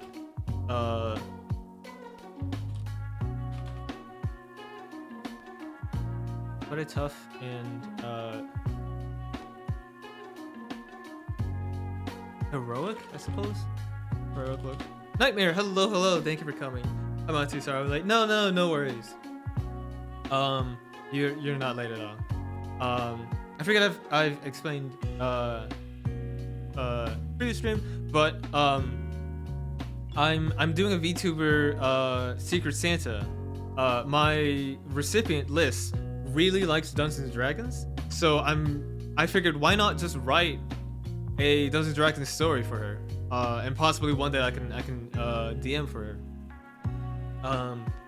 And we're doing well. I would have liked a little bit more progress, but we'll get there. I should close the window. It was really hot when I started stream. Now it's very cold. Sorry.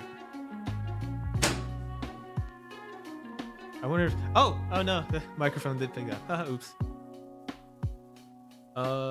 It's quite a tough and heroic look. Margrave looks to have been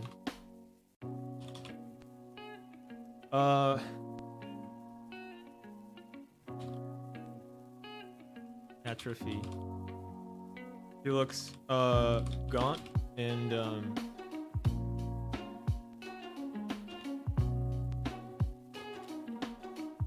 barely capable of standing up.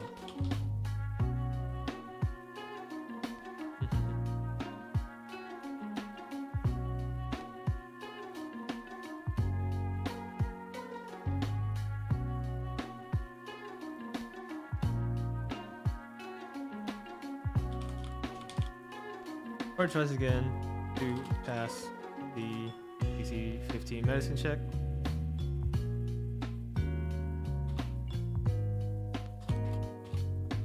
do review previous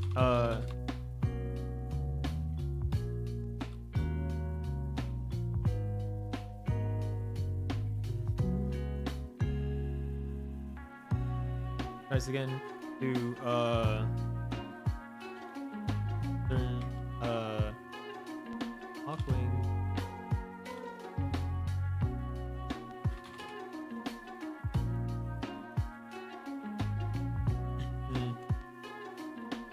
so again pass a medicine check with advantage because Margrave made it very clear, yeah, she's in a coma, and there's also tons of injuries.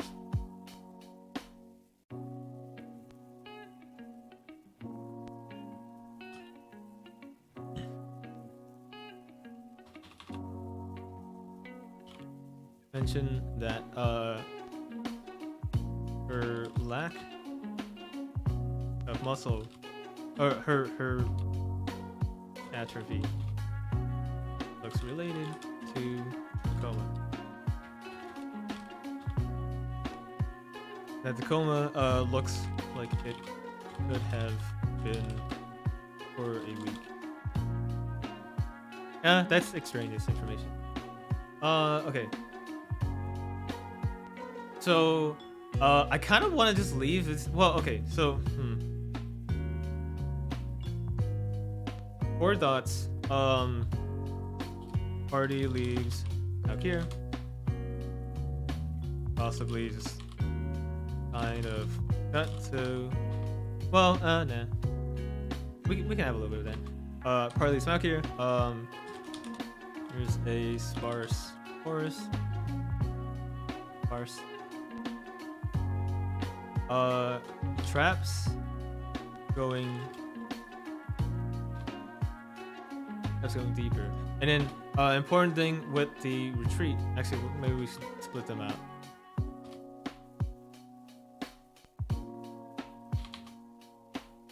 All traps.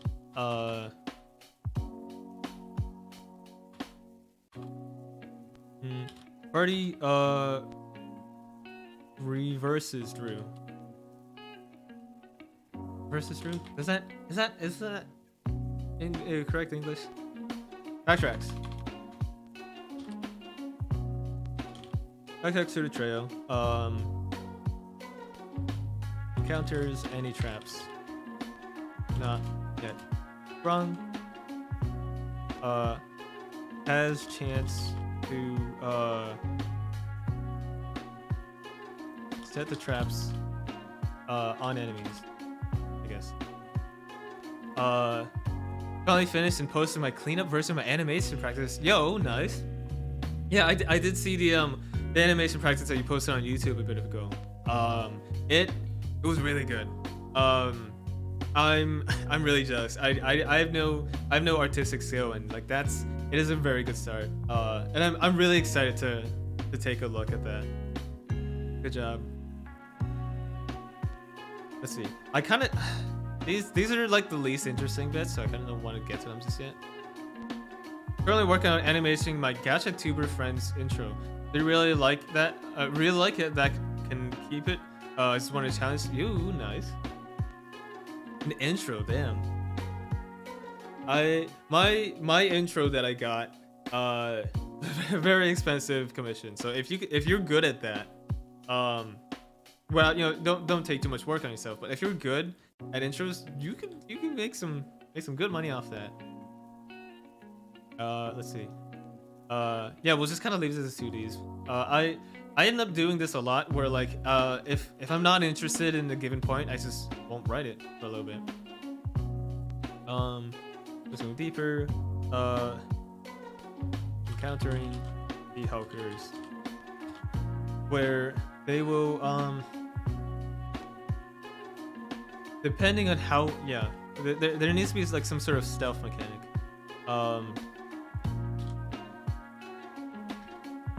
Stealth roll on the hookers, or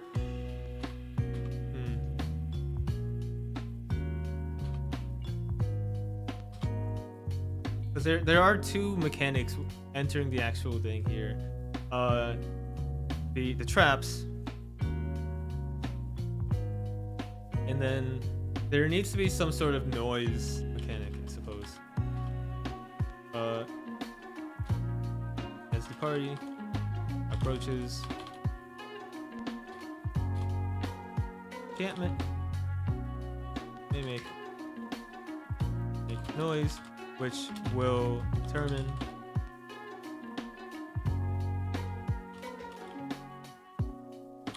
the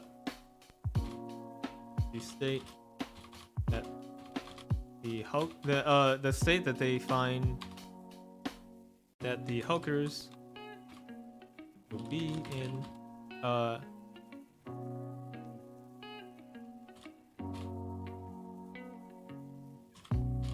The hulkers will begin. Yeah.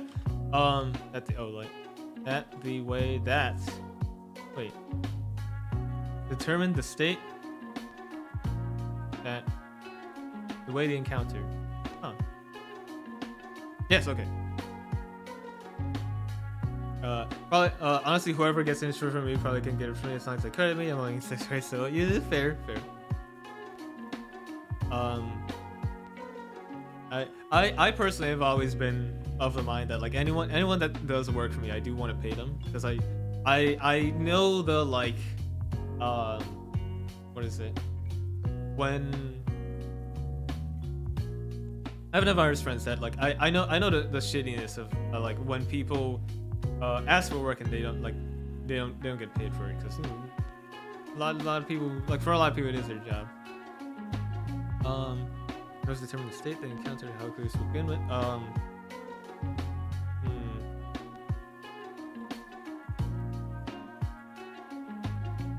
Let's see.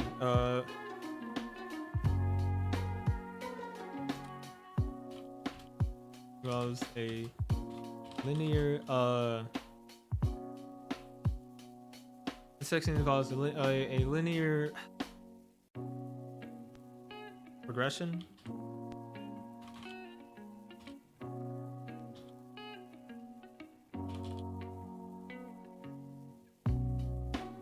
Obstacles, I suppose. Absent obstacles.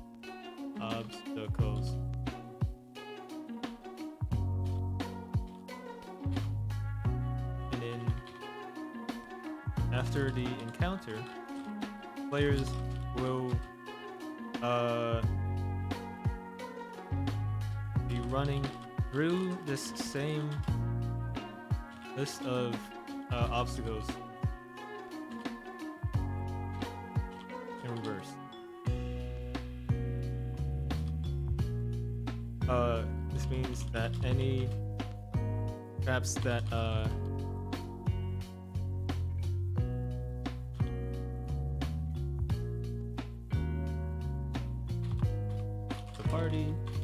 any traps that the party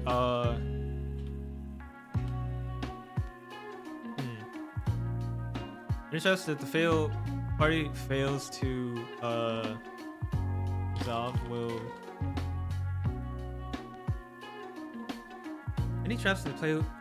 resolve will return in the retreat section.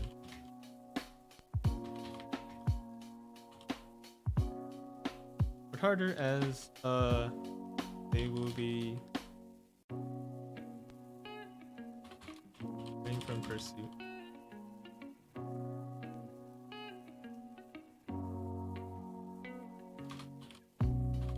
Firstly, party can set up traps to be used against the hookers. Will make the gate crasher a bit easier. And I haven't thought too much into this. I know it is a mechanic I want to have. I just need to think about like what exactly, like I don't know, log, like a swing log that like the way to get past the swing log is, oh, everyone has to like make a deck save and they have to dodge it. But if they're particularly smart, they might like notice it and then remember like the tripwire for later. And if they can get past it on the second try, or maybe they'll do something smarter, like they'll indicate it, so it's easier to get past the second try. But then there's that trap waiting for like the hookers that are chasing them. Sorry, my phone died and back now. No worries. Thank you for coming back.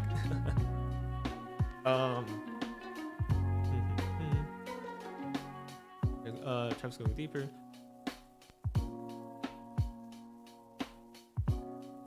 Okay, so when they actually encounter the hookers, I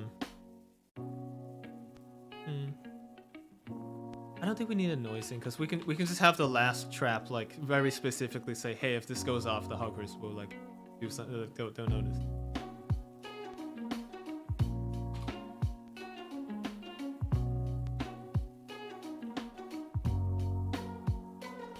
Notice the party.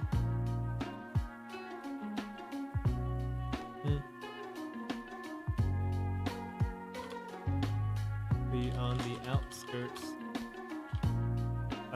Even before that. There's a scene description.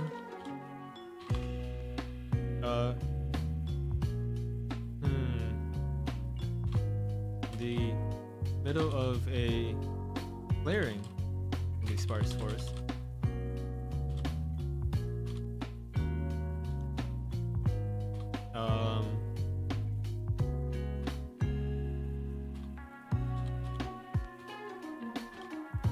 Ring of large tents.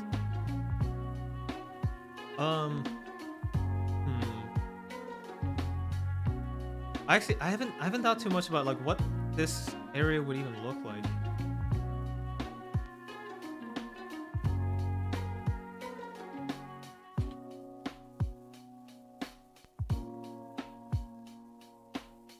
The camp site is composed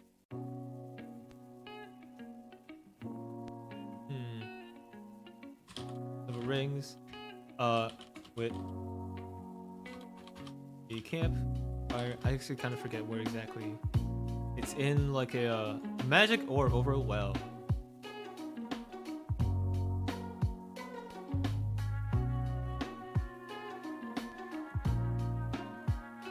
Oh, I should probably put this here then.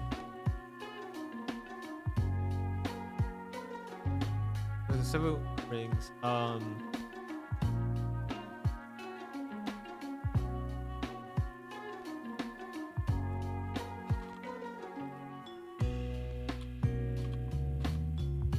Floating orb over a well in the center.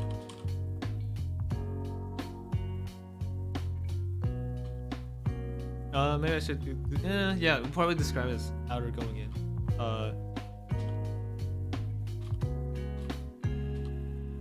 First ring is a fence.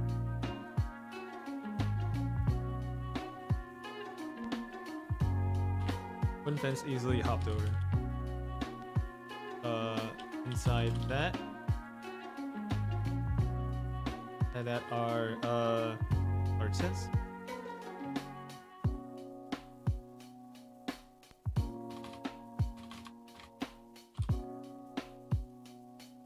Ring of large tents. I need this to be an interesting combat experience, but also it needs to make sense, because if this is an encampment for multiple hulkers, then like this actually kind of needs to be a pretty big map. Now there won't be lots of people. There will actually only be quite one on the order of like 7 or 8 enemies, but we can't have a camp that like only reasonably supports like 10 people, you know? If this is supposed to be for like an entire section of the army.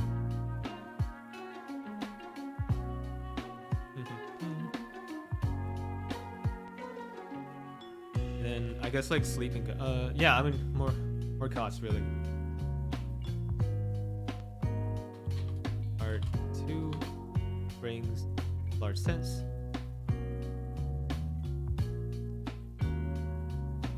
Center is a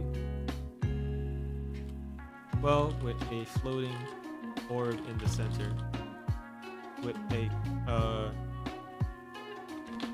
silhouette. I can't never spell silhouette. Silhouette. Oh. Like silhouette. Silhouette. Hey. Okay. Silhouette of a cup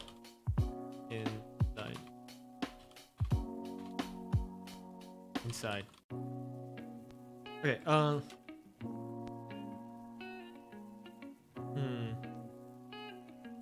Now the fence itself probably should be a little more difficult. Because I personally am not a fan of how most D&D combat is very static, right? I want the terrain to be more like an important part of this.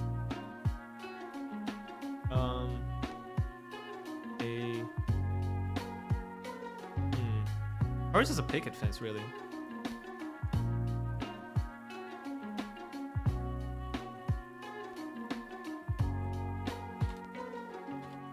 Picket fence with barbed wiring.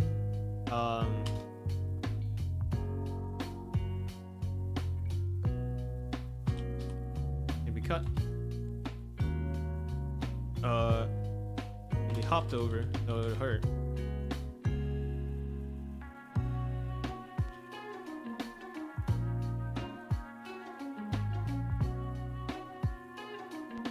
And then of course you can just go around it. There will be like, let's say we're coming from the south.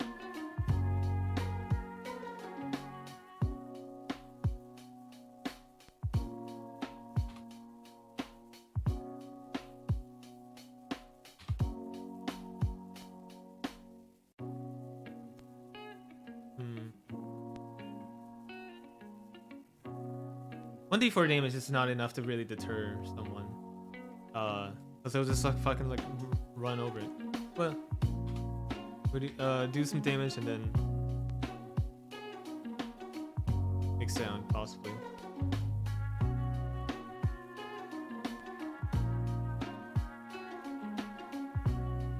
Oh, this also probably should be at night.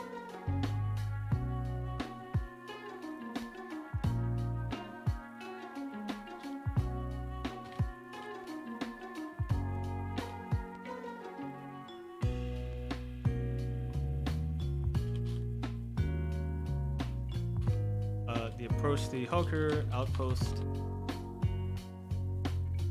Well, okay, wait. I believe, let's see, story beats. I think it's only like a few hours, right? Less than an hour.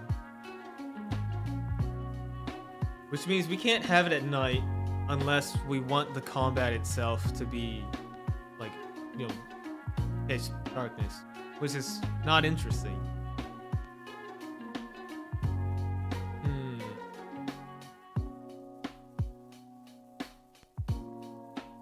Or we could give them enough for the short rest, but not the long. Yeah. They have a few hours, but not 8. Yeah, okay, so we'll say getting into the Hulkers takes, let's say, 4 hours there, or yeah, a few hours. So if they arrive in Malkir like late afternoon, takes them a few hours, then it'll be night. Takes them a few hours back in the darkness, which will suck for them. And then a few more hours to prepare, and then like with the dawn, the Hulkers will attack. Yeah, I can see that.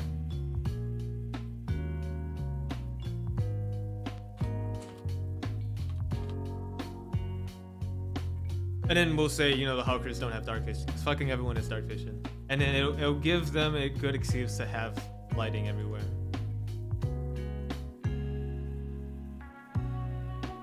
Got a feature.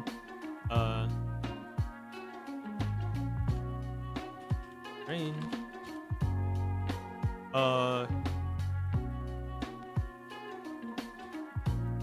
Camp is a large encampment composed of 3 concentric circles.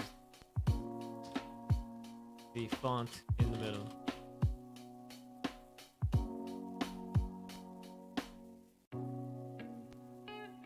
Outermost ring is barbed wire or fencing with razor wire.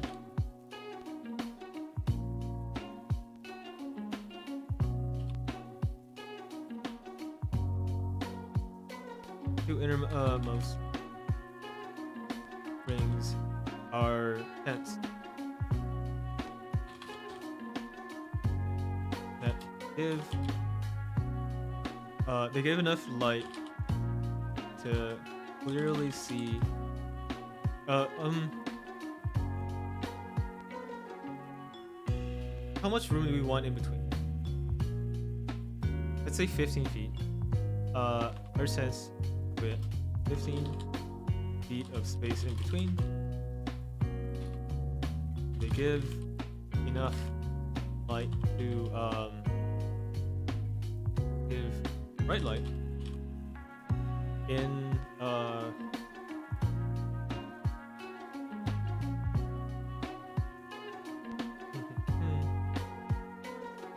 bright light for I guess the face. Oh, shoot. But I kind of don't want to deal with it. Face. 5 feet around.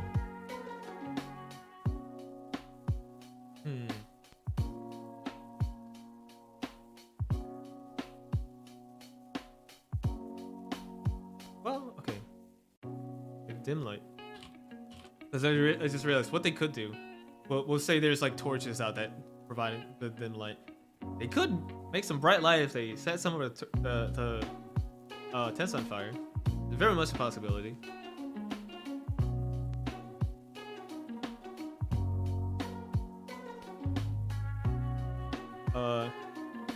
There are torches dotted around that give. How much is a torch? 5e torch. I believe it's 20 feet. Bright light. Yeah, 20 feet. Torches are around to give 20 feet. Bright light. And another 20 feet. Dim light. Ariel, hello. Thank you for coming. How you been? This is gonna be a pain in the ass to actually like draw out. Well, I mean, there's enough like map makers. This and the other battle, I worry about because no matter how pretty or ugly the rest of this is, if okay, well, I don't know. I can. So what I was worried about is like this is not a complete PDF that I can hand over list unless I have actual maps in this quote unquote one shot. But Liz will probably understand that like, hey, I kind of fucked up with the timing. This is not gonna be a complete thing, and I do want to bust my ass, but that'll be a little later. Been a mess today. Sucked, but I napped enough. Oh no, sorry to hear. I hope it's getting better at the very least. Although technically it's tomorrow because it's 1 a.m. over there, so now it is tomorrow. Congratulations. But yeah, sorry to hear that things kind of sucked. Gotta see a friend live at this hour. Yeah. Part of me I wanted to do more of my weekend streams earlier for to hit that like European live hour. But even then, like I'm more comfortable streaming my late, which is everyone's really fucking late. So I'm glad it worked out here.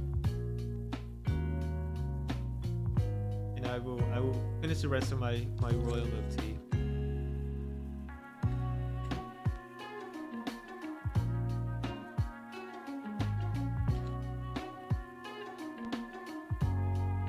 I kind of don't know how long it'll go for. my own internal schedule, I had this for another hour, but I have some chicken karage in the fridge waiting for me. But also in the past like four days, I've done no work on this, so I kind of need to finish stuff up. I feel pretty. Oh, I want to feel happy with where I leave off.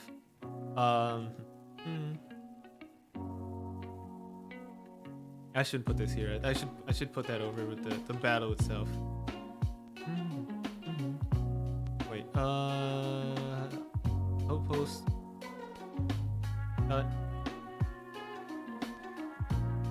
Wait. What is that? Looks weird. What up? Oh, that looks different. Okay, whatever. I guess. Oh no, that looks different. Wait, hold up. That's a square. And this isn't. Okay, well. No, you can even see like over here. These are different. Oh, that's weird. Huh. Google Docs, please.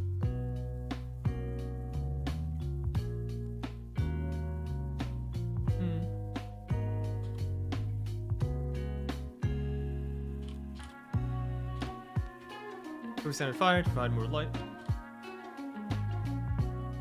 All of the tents are empty.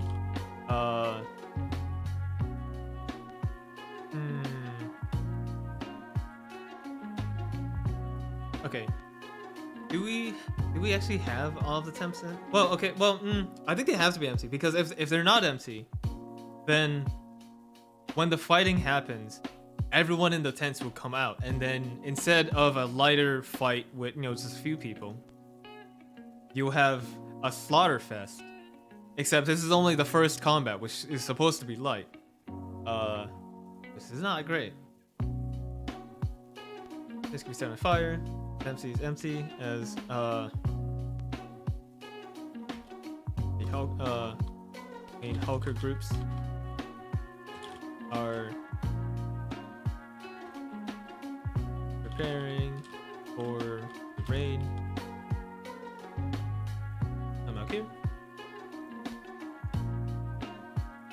Okay.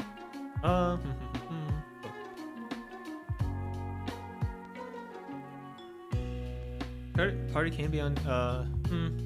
Yeah. Basically, the scene description. Honestly, I should probably not even have this and just instead like put this over here.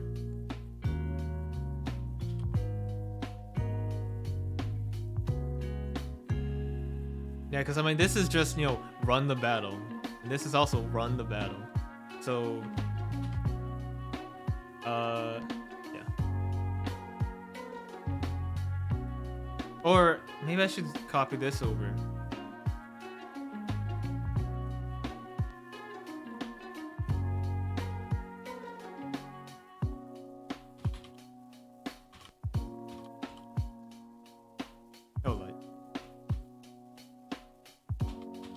Yeah, that tracks.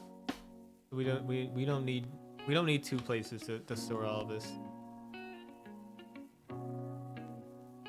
Okay, cool. Mystery Gate Crasher, we can get rid of that.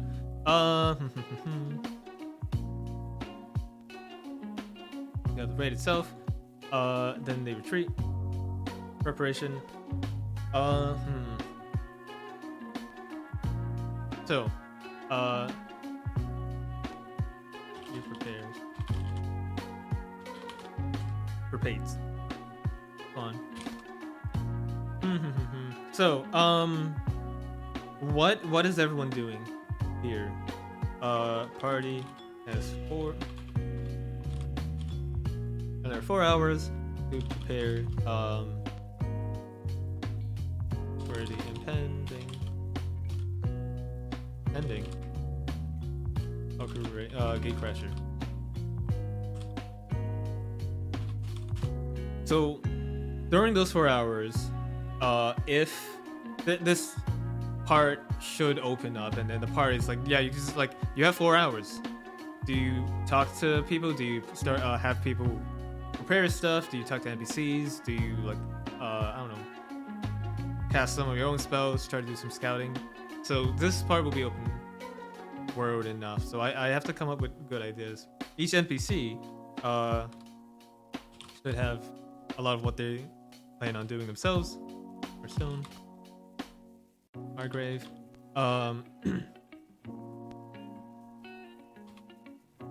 Valkyrie,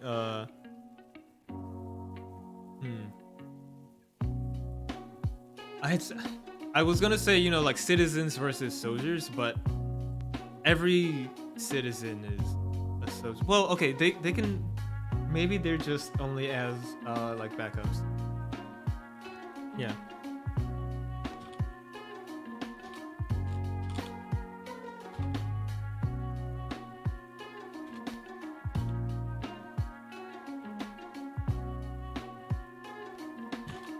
We'll be preparing to be backup archers. Every Valkyrie adult is combat trained. They isn't specialized enough to fight. Valkyrie elite.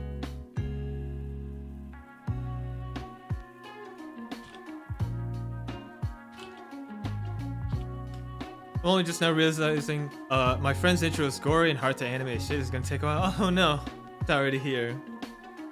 Well, certainly take your time. And as for gore, that's not amazing.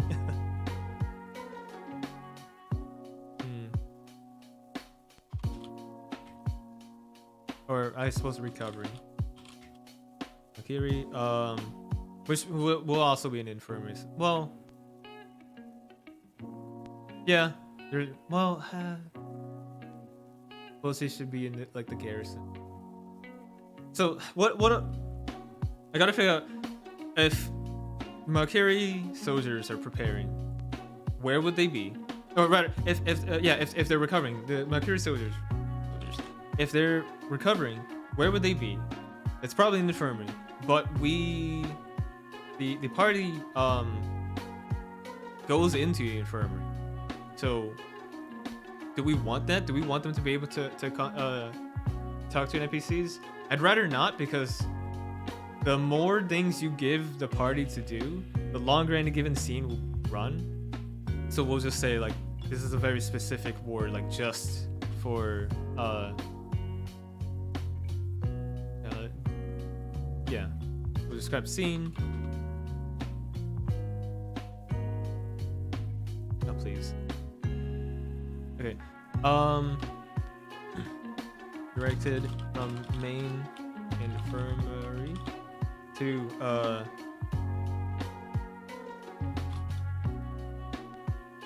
Hawkwings. I suppose the corner where Hawkwing.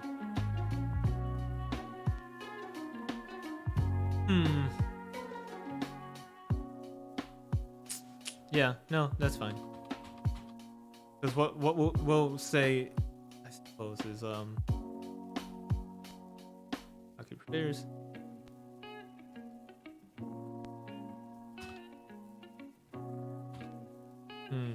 Valkyrie soldiers that were wounded in the previous raid are recovering. Garrison.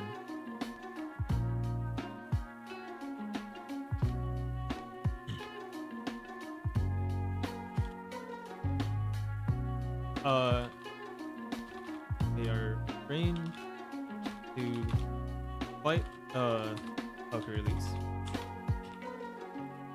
but in their wounded state,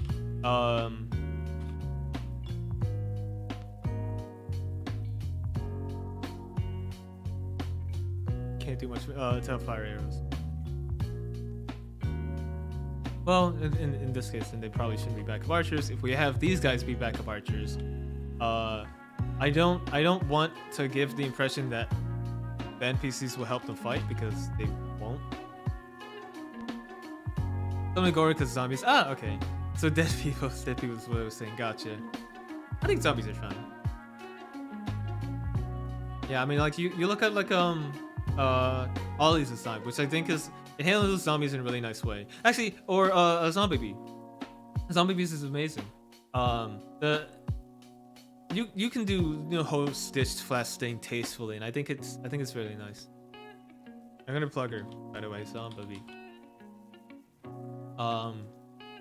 Because I will be doing a Fortnite collab with Zombie Bee tomorrow. That'll be cool. So everyone go support her. Also, I have like lots of Twitter notifications, which I will look at later.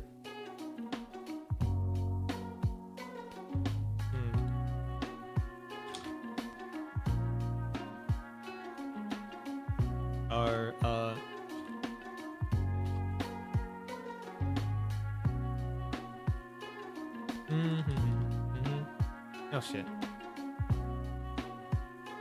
Fight.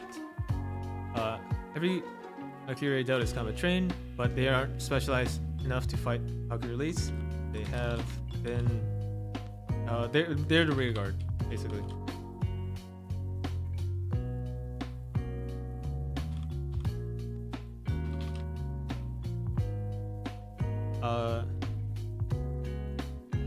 Ensure a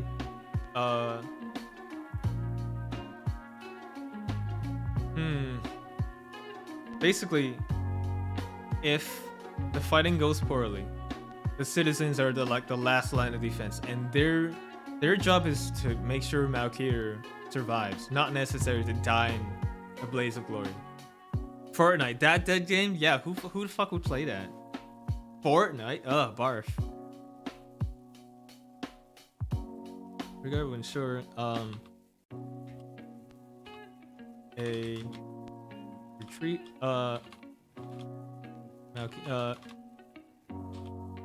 Valkyrie can retreat to the gatecrasher successfully. Break it to Valkyrie.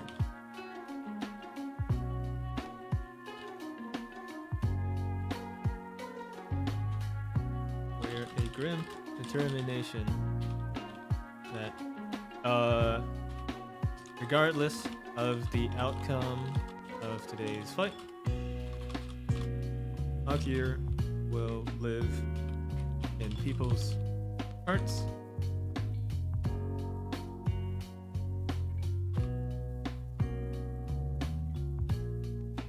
And that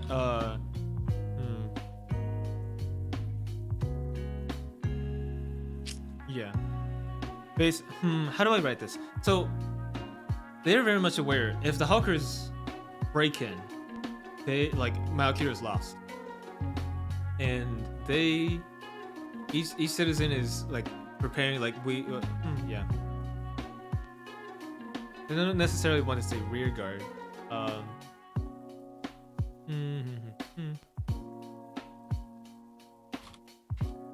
Where a grim determination to retreat to southern countries if Valkyrie is lost.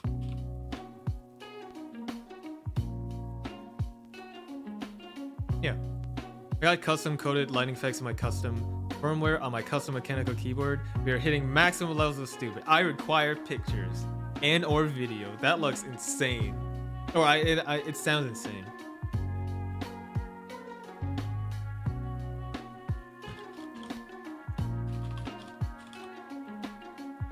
Working tirelessly to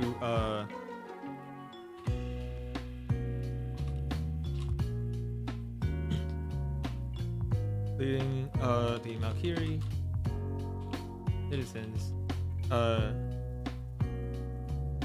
plan a retreat. If Valkyrie is lost, then at least its people will survive.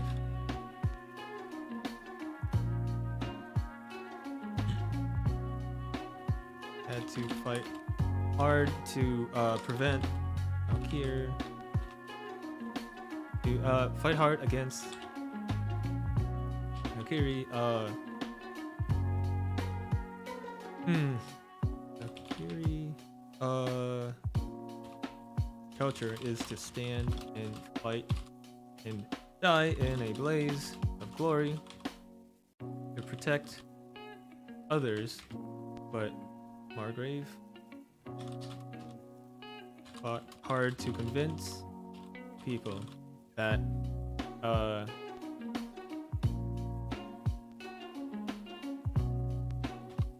first hard to convince people that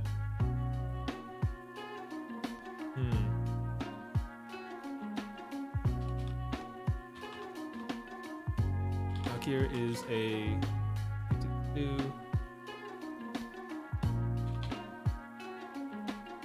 just city, but place within. How do I write this without it sounding sappy? I have to go night. Goodbye, Monty. Thank you. Sorry. Shit.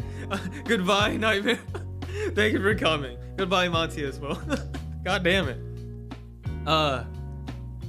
I be very careful when you read comments, y'all. Also, you need to get going too. Yeah, it's late for you as well, huh? Because you're. When do you sleep? Peace out, Monty. Goodbye. When do you sleep? If you wake up at like 6 and it's 12:30 for you, like that's late.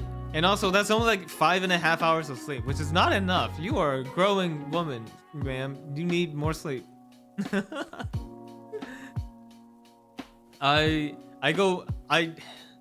Even 8 hours is not enough for me, but also I just fucking love sleeping. Like 10 hours is the sweet spot, which is bad.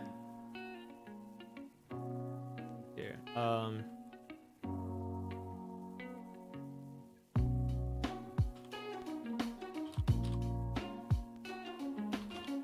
there's a passionate speech about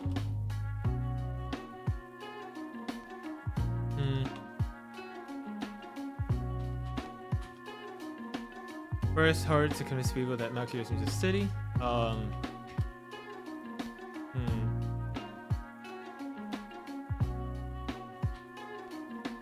To protect others is honorable, but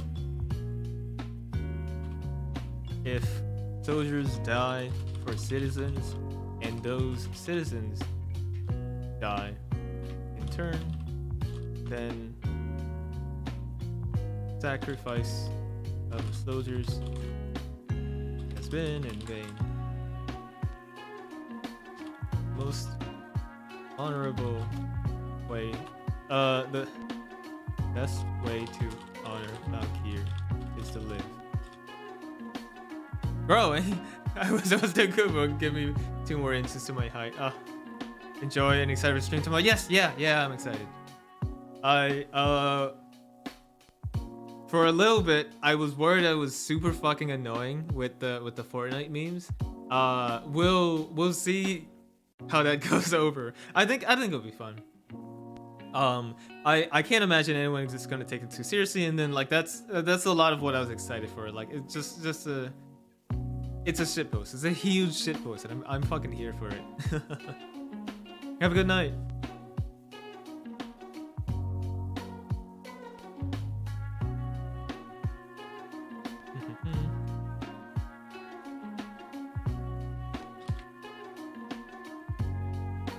So, as we prepare, we actually probably want Margrave's speech first.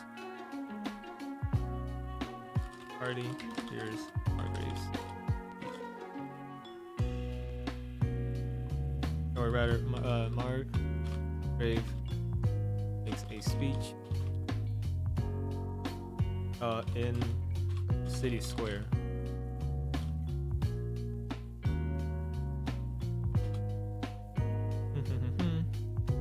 And then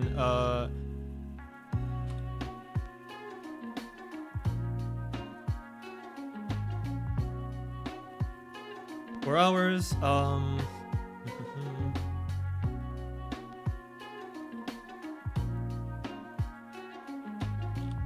right, it's back here.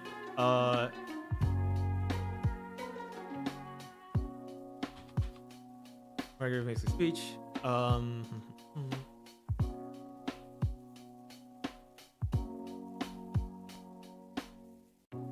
party. Fuck.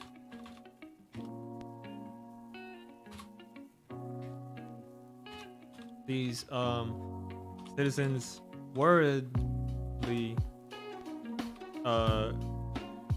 walking to the city square.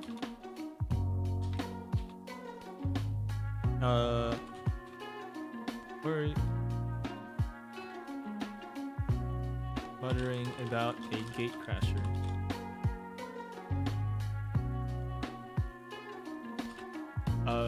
Corestone meets. Actually, maybe not Corestone.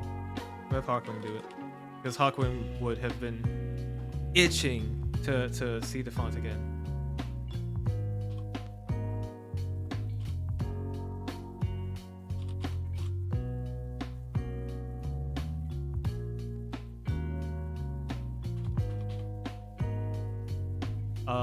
Different font. She explains that there is gate crasher incoming.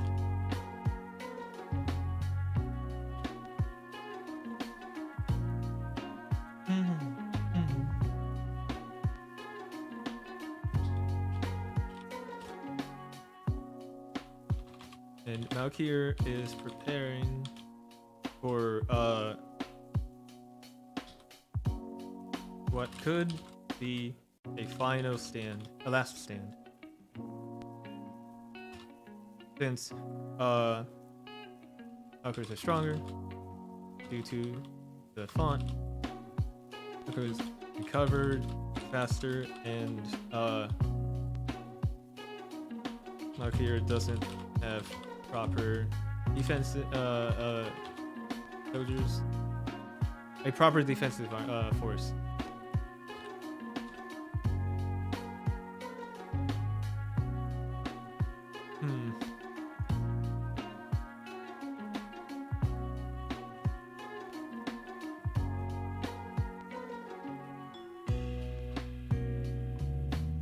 Leads the party to City Square, where everyone is meeting. Everyone that can. Where people are meeting, suppose.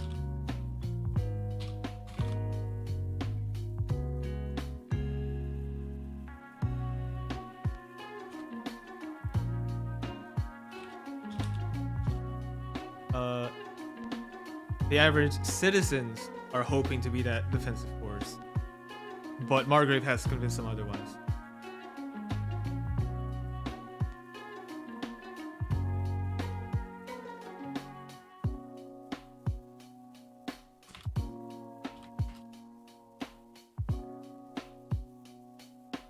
Makes his speech in City Square.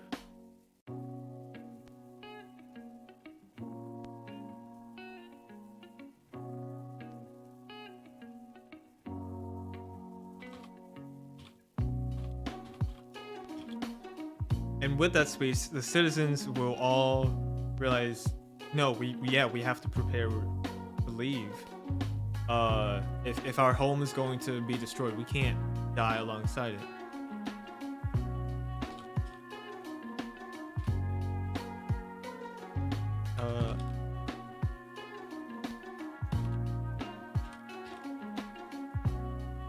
Bundling what they can and preparing to leave Malkier to the south.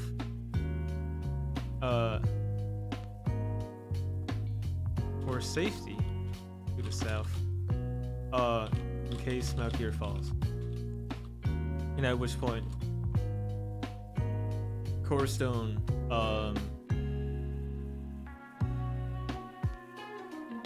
pulls Margrave aside.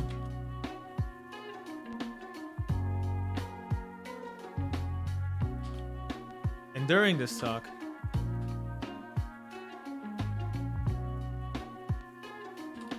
Corestone commends Margrave. Despite being an outlander, he understands Valkyrie honor better than Valkyrie themselves do. Cornerstone says that should something happen to him, he is officially putting electing Margrave as the next leader of Malkir.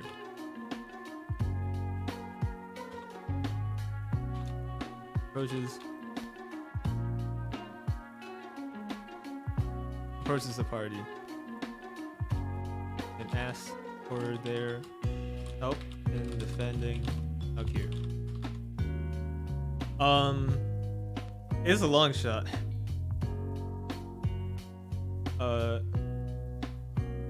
Basically, Corestone has seen soldiers before.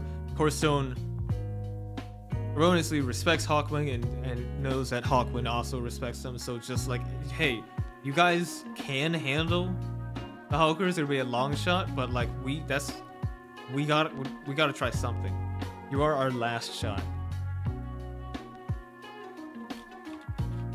Party is Malkir's final shot at repelling the Hulkers. The soldiers are still recovering. They can provide support fire with arrows, but aren't ready to go toe to toe with Hulker elites.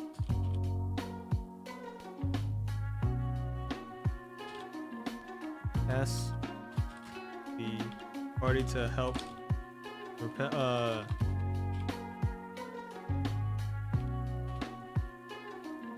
ask party to help. Specifically, he needs to mention come on. Protect tower. Destroy the gatecrasher.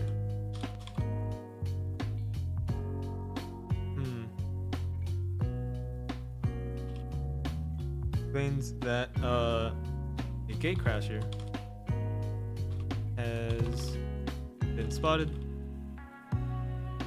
and the Hulkers are making an attempt on the tower, the northern tower.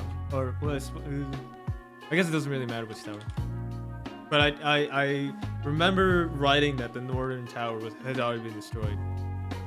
Don't I need to remember that. It's the western.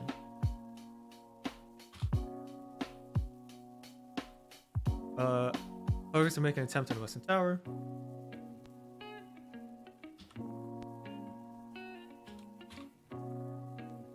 Party is charged with defending the tower from the gatecrasher.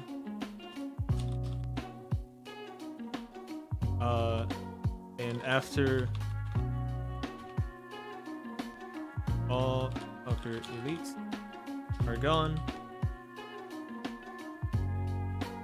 surviving lesser Hulker arrows. Well, will be lesser Hulkers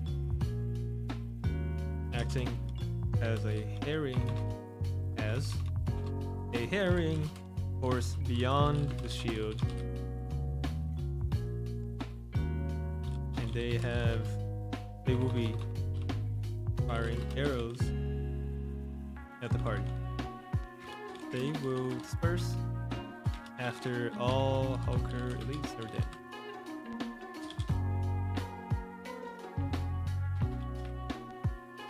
Cool.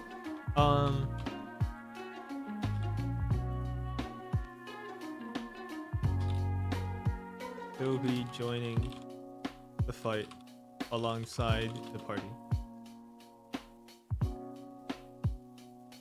He's a capable fighter himself, and he explains that he's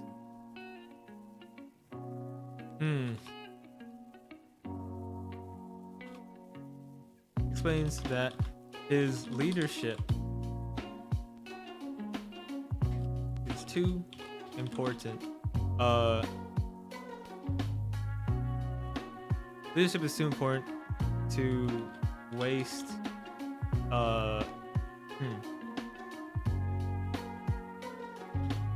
Understands he can do more to defend Valkyrie as a leader and not a front line soldier with the risk of death.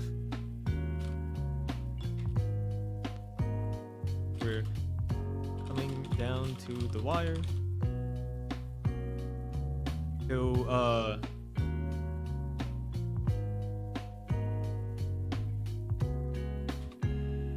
he's elected Margrave leader if he dies.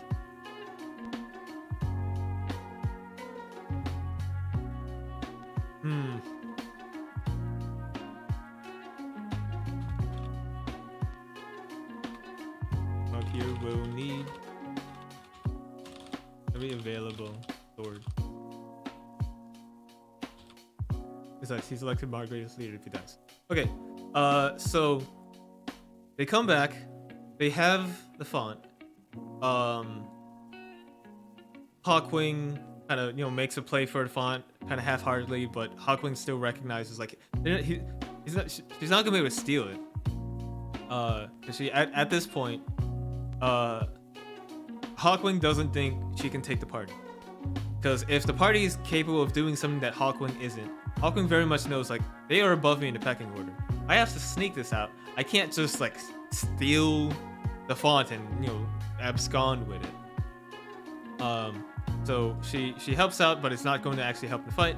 Margrave makes an impassioned speech for Valkyrie citizens to leave, and Corstone kind of abdicates his position as party. We have asked you for so much. We need to ask you for more. Will you fight the Hulkers? It is pretty much just the party. Corstone will help out, but that's like 5 dudes against an entire raid. I kind of forget where. Yeah. Oh, I actually haven't. I didn't put it in here.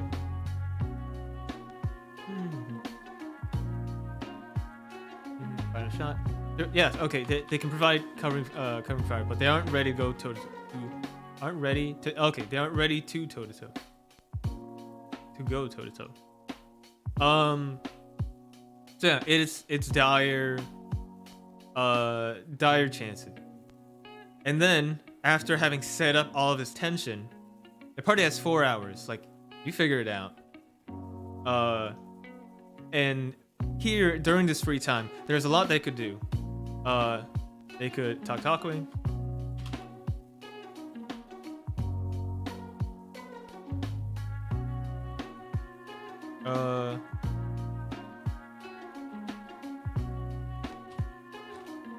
Font, which they could have done at any time. Hawkwing. Okay, so this is where like because we've set up how to play Hawkwing. I have a good idea of like what Hawkwing would want to do in this situation, because it's kind of like almost what is the word? Almost simulated in my head. In the situation where party has successfully taken the font back from the Hulkers, something that Hawkwing wasn't able to do, something that Hawkwing failed in doing, brought back, and we're in this moment of like the party still holds font, and the Hulkers are coming, and this is a massive danger to Valkyrie. Hawkwing doesn't care about the danger, but she recognizes she's not going to be able to get the font until the danger is past, because the party is holding on to it. So Hawkwing still wants to be useful, but I mean, she can hardly stand, much less fire and AR, so she's not going to be useful. At best, she could probably say, hey, I learned this about like the gate crash or something, but she's probably just going to be useless. And this is, if anything, this is probably just going to be where the party learns to fucking hate Hawkwing. But then I have to think, does Hawkwing simply say, yeah, this is fucking... No, she wouldn't blatantly say, hey, well, okay, I'm gonna... Yeah, useful when retrieving the font. Kinda doesn't really care about Malkir. Won't help it out until to her benefit. And then otherwise, she just wants to be perfect.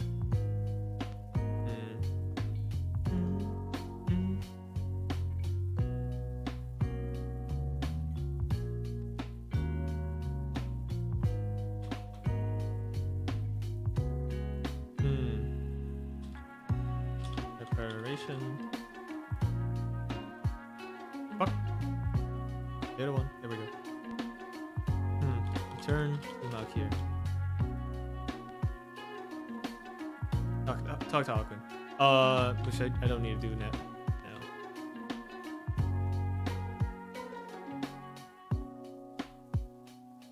So we've got the font. What else they could? I mean, obviously they could like kind of prepare for themselves. If they wanted to, they could like set up traps for the entrance.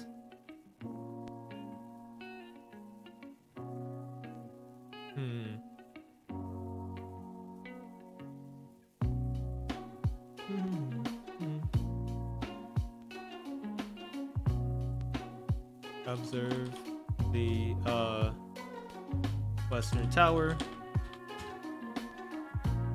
Party could go to the tower grounds early and prepare traps or spells. Prepare traps or study to the terrain. Stuff like that. Okay.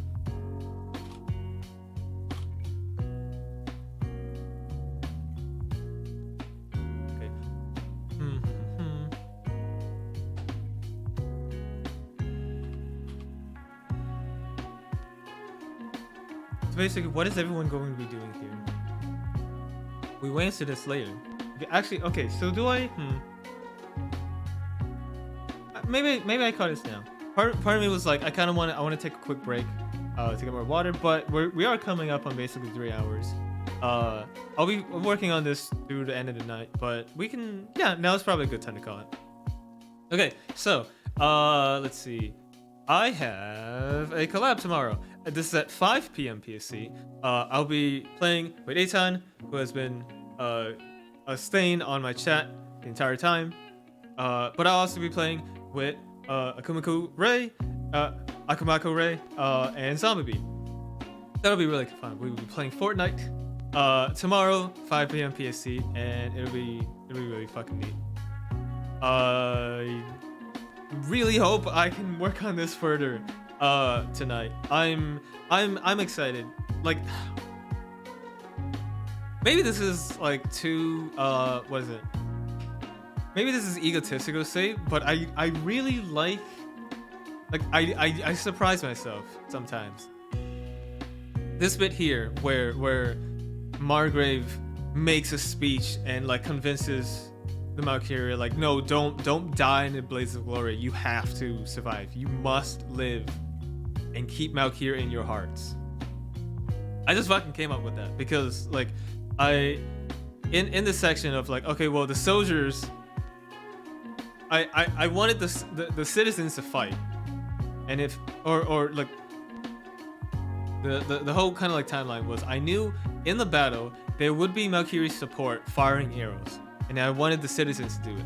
If the citizens are firing arrows, then shouldn't the soldiers fire arrows too? Because they're unless they're like really truly beat up.